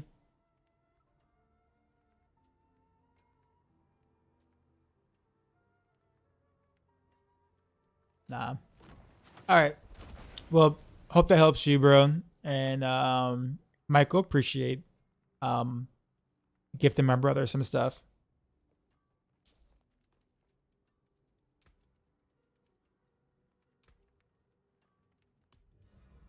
But yeah, the plan was honestly to do to do something different the last half of the stream, but never really got around to it, which means that we have to do it tomorrow. So tomorrow we'll do it, and I think I might do it towards the beginning of the stream tomorrow, so I can make sure that I do it. For those who are here now, let me see. I'll probably end up streaming around, I guess it'll be like 9:30 p.m. Eastern Standard Time, somewhere around that range. I was probably say towards the beginning of the stream, towards the first half of the stream, we're gonna do something a little different, and I'm gonna need you guys for that. So as many people that can show up as possible. I'm not doing it. I'm not saying that just to try to get more viewers at a certain time. I do need your help. You guys help for something. So. And I want to do it before, obviously, the PTR hits. But I want y'all to be a part of it. That's all. You got the fixes unique? Nice. But with that being said, we are going to read out. Like I said, I didn't want to trying to keep the streams short, because obviously as soon as Wednesday hit, we're back to like 10 to 12 hour streams for almost a week because of course PTR. So yeah. All right, we're gonna go to Asian Hot Wife. That's where we're going to. I'm gonna drop you all off to.